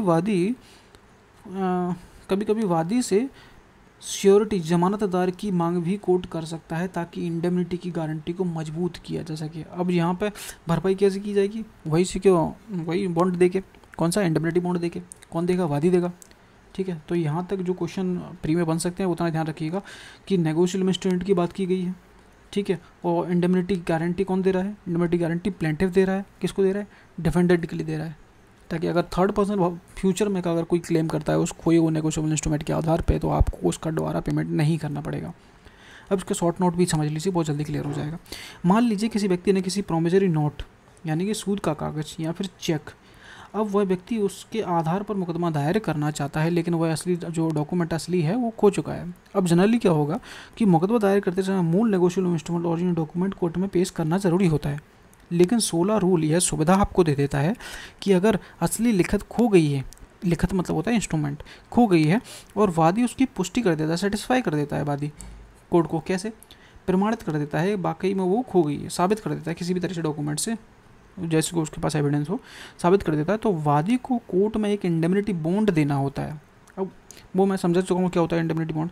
यह इंडेमनिटी बॉन्ड इसलिए ज़रूरी होता है ताकि अगर भविष्य में कोई तीसरा व्यक्ति उस लिखत को लेकर कोर्ट में क्लेम करता है तो डिफेंडेंट को दोबारा भुगतान से बचाया जा सके। ठीक है, सिर्फ इतना ही इसका इंटेंशन है रूल 16 का। समझ में आ गया हो तो भाई लाइक और सब्सक्राइब ज़रूर करना। ठीक है, इसका एग्जाम्पल भी समझ लेते हैं कि राम ने श्याम को 50,000 रुपये का प्रोमिसरी नोट दिया। श्याम उस डॉक्यूमेंट के आधार पर राम के खिलाफ में एक मुकदमा दायर करना चाहता है, लेकिन प्रोमिसरी नोट गुम हो गया है। ठीक है, श्याम कोर्ट से कहता है कि प्रोमिसरी नोट खो गया है, लेकिन यह सच्चाई कि राम मुझ पर यह रकम देता है। कोर्ट कहता है कि तुम इंडेमनिटी बॉन्ड दो ताकि अगर कभी प्रोमिसरी नोट किसी और के पास मिल जाए और वह भी दावा कर दे तो राम को नुकसानी से बचाया जा सके। ठीक है, श्याम इंडेमनिटी देता है और फिर कोर्ट राम को पैसे चुकाने का आदेश दे देता है। ये था हमारा रूल 16। रूल 16 अगर अच्छे से समझ में आ गया हो तो कमेंट कर देना, लाइक कर दिया करो भाई अगर मज़ा आता है, थोड़ा काम की चीज़ मिल जाती है आपके समझ में भी आ जाती है तो लाइक कर दिया करो, दूसरों को मोटिवेशन मिल जाता है। ठीक है, तो रूल 17 हमारा बात करता है कि दुकान की वही खाता को पेश करने की बात यहाँ पे की गई है। अब मैटर क्या है समझिए। रूल 17 का सब रूल 1 हमारा कहता है कि अगर वादी एक सिविल सूट दायर करता है किसी दुकान की वही खाते यानी कि शॉप बुक के आधार पे या फिर किसी अकाउंट बुक की एंट्रीज की गई हैं उसके आधार पे कोई सिविल सूट फाइल करता है, तो क्या होगा? तो वादी को मुकदमा दाखिल करते समय वह जो मूल वही खाता है दुकान का, आप जो रजिस्टर रखते हो अपनी दुकान में, उस वही खाता या फिर अकाउंट बुक को कोर्ट में पेश करना होगा कि आपका जो सिविल सूट है उसी के ऊपर बेस्ड है ना, क्योंकि उसी को आपको कोर्ट को दिखाना पड़ेगा कि भाई ये एंट्री है, ऐसा ऐसा इसने मेरे को उधार लिया था तो उसमें एंट्री है, तो उसको ओरिजिनल कोर्ट में पेश करना होगा, चाहे वो आपकी शॉप बुक हो यानी कि वही खाता हो या फिर अकाउंट बुक हो अगर आपका कोई कंपनी वगैरह है तो। ठीक है, अब समझिए, लेकिन यहाँ पे एक एक्सेप्शन है, उसको बहुत ध्यान से समझिएगा। लेकिन अगर बैंक के रिकॉर्ड या फिर अकाउंट पर आधारित आपका सिविल सूट है तो फिर रूल 17 लागू नहीं होगा भाई, बल्कि उसके लिए बैंकर्स बुक्स एविडेंस एक्ट 1891 लागू होगा। अब ये क्या कहता है? बैंकर्स बुक्स एविडेंस 1891 का संबंध इस अधिनियम के अनुसार बैंक को कोर्ट में पूरा एविडेंस या फिर अकाउंट लाने की ज़रूरत नहीं होगी। बैंक द्वारा प्रमाणित यानी कि सर्टिफाइड कॉपी भी एविडेंस के रूप में स्वीकार की जाती है। यह सुविधा इसलिए दी गई है क्योंकि यह बैंक की अकाउंट बुक बहुत ही बड़ी और वॉल्यूमिनस होती है, जिसे कोर्ट में लाना प्रैक्टिकली संभव नहीं होता है। तो ये था भाई हमारा एविडेंस, क्योंकि सीधी सीधी बात की गई है कि अगर बैंकिंग से रिलेटेड कोई डॉक्यूमेंट आपको पेश करने हैं उसके आधार पे आपका सिविल सूट है तो उस केसेस में रूल 17 लागू नहीं होगा, उस केसेस में हमारा बैंकर्स बुक्स एविडेंस एक्ट 1891 लागू होगा, जिसमें जो भी लिखा होगा यहाँ पे मैंने क्लियरली मेंशन कर दिया थोड़ा बहुत।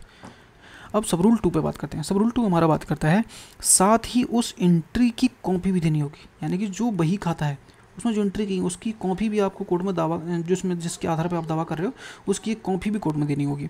कोर्ट उस मूल एंट्री पर मार्क लगा देगा, जो आपकी वही खाता है उसमें मार्क कर देगा। ठीक है, कोर्ट उस एंट्री की कॉपी को ओरिजिनल से मिलाएगा, आपने जो कॉपी दी है और जो ओरिजिनल डॉक्यूमेंट है जो वही खाता है आपका उससे मैच करेगा। ठीक है, कि दोनों भाई बिल्कुल मैच है, एकदम से बिल्कुल करेक्ट है, सही है। यदि कॉपी सही पाई जाती है जो आप पेश कर रहे हो वही खाते की, तो कोर्ट उस पर सर्टिफिकेट लगा देगा। अब ये सर्टिफिकेट कैसा होगा, न्यायालय उस कॉपी पर एक प्रमाणन सर्टिफिकेशन लिख देगा, जैसे कि इंडोर्समेंट्स करते हैं उस तरह से, जैसे कि certified that this copy has been compared with the original entry and found correct. इस तरीके से एक लाइन लिख देगा उसमें, इंडोर्समेंट करते हैं ना उसी तरीके से, कि ये जो कॉपी है ये बिल्कुल तरीके से सही पाई गई है, क्योंकि इसको मूल केस से मिलाया गया था। अब यहाँ पर नेक्स्ट देखते हैं, इसके बाद मूल वही original book soap and account वादी को लौटा दी जाएगी और कॉपी को केस के रिकॉर्ड में लगा दिया जाएगा। अब एग्जांपल भी समझ लीजिए और बहुत ज़्यादा क्लियर हो जाएगा। एग्जांपल हमारा कहता है कि मान लीजिए राम की एक किराने की दुकान है और श्याम ने राम से कई बार सामान उधार लिया, वही खाते में लिखता गया। 1 जनवरी को श्याम 10,000 रुपये, 10 जनवरी को श्याम 5,000 रुपये। अब अगर श्याम 15,000 की उधारी वसूली के लिए मुकदमा दायर करता है तो उसे अपनी दुकान का वही खाता कोर्ट में लगाना होगा, साथ ही उस वही खाते की प्रविष्टि एंट्री की कॉपी भी कोर्ट में देनी होगी। ठीक है, कोर्ट वही को देखकर कॉपी मिलाएगा, कोर्ट वही को देखकर कॉपी से मिलाएगा और सही होने पर कॉपी में रिकॉर्ड कर देगा, रिकॉर्ड लिख देगा, मतलब एक तरह से सही है, और फिर वही राम को वापस कर दी जाएगी, जो वही खाता था वो आपका वापस कर दिया जाएगा। तो यहाँ पर रूल 17 हमारे क्लियर होता है, और यहाँ पे रूल 18 जो है वो की रिपील्ड हो चुका है, इसलिए उस पर बात करने का कोई मतलब निकलता नहीं है। और इसमें क्या है मैं बता देता हूँ, इलाहाबाद उच्च न्यायालय द्वारा कोई नियम है जो कि 19 से लेकर 25 तक हैं, जो इलाहाबाद हाई कोर्ट के द्वारा इंसर्ट किए गए हैं। अगर उनको पढ़ना चाहते हो भाई तो आप मेरे को कमेंट कर दीजिएगा, क्योंकि मैं इस वीडियो में या फिर आगे मैं दूसरा रूल वो ऑर्डर शुरू करूँगा, इस वीडियो में कवर नहीं करूँगा। ठीक है, वो आज हमारा ये ख़त्म ही हो गया एक तरीके से कह सकते हो। ऑर्डर 7 हमारा आज ख़त्म हो जाएगा। और अगर ऑर्डर 7 में जो 19 रूल से लेकर 25 रूल जो कि इलाहाबाद हाई कोर्ट ने इंसर्ट किए हैं, अगर उनको ऐड करना चाहते हो, आप पढ़ना चाहते हो, तो आप कमेंट कर सकते हो। ठीक है, तो मैं उनको भी पढ़ा दूँगा।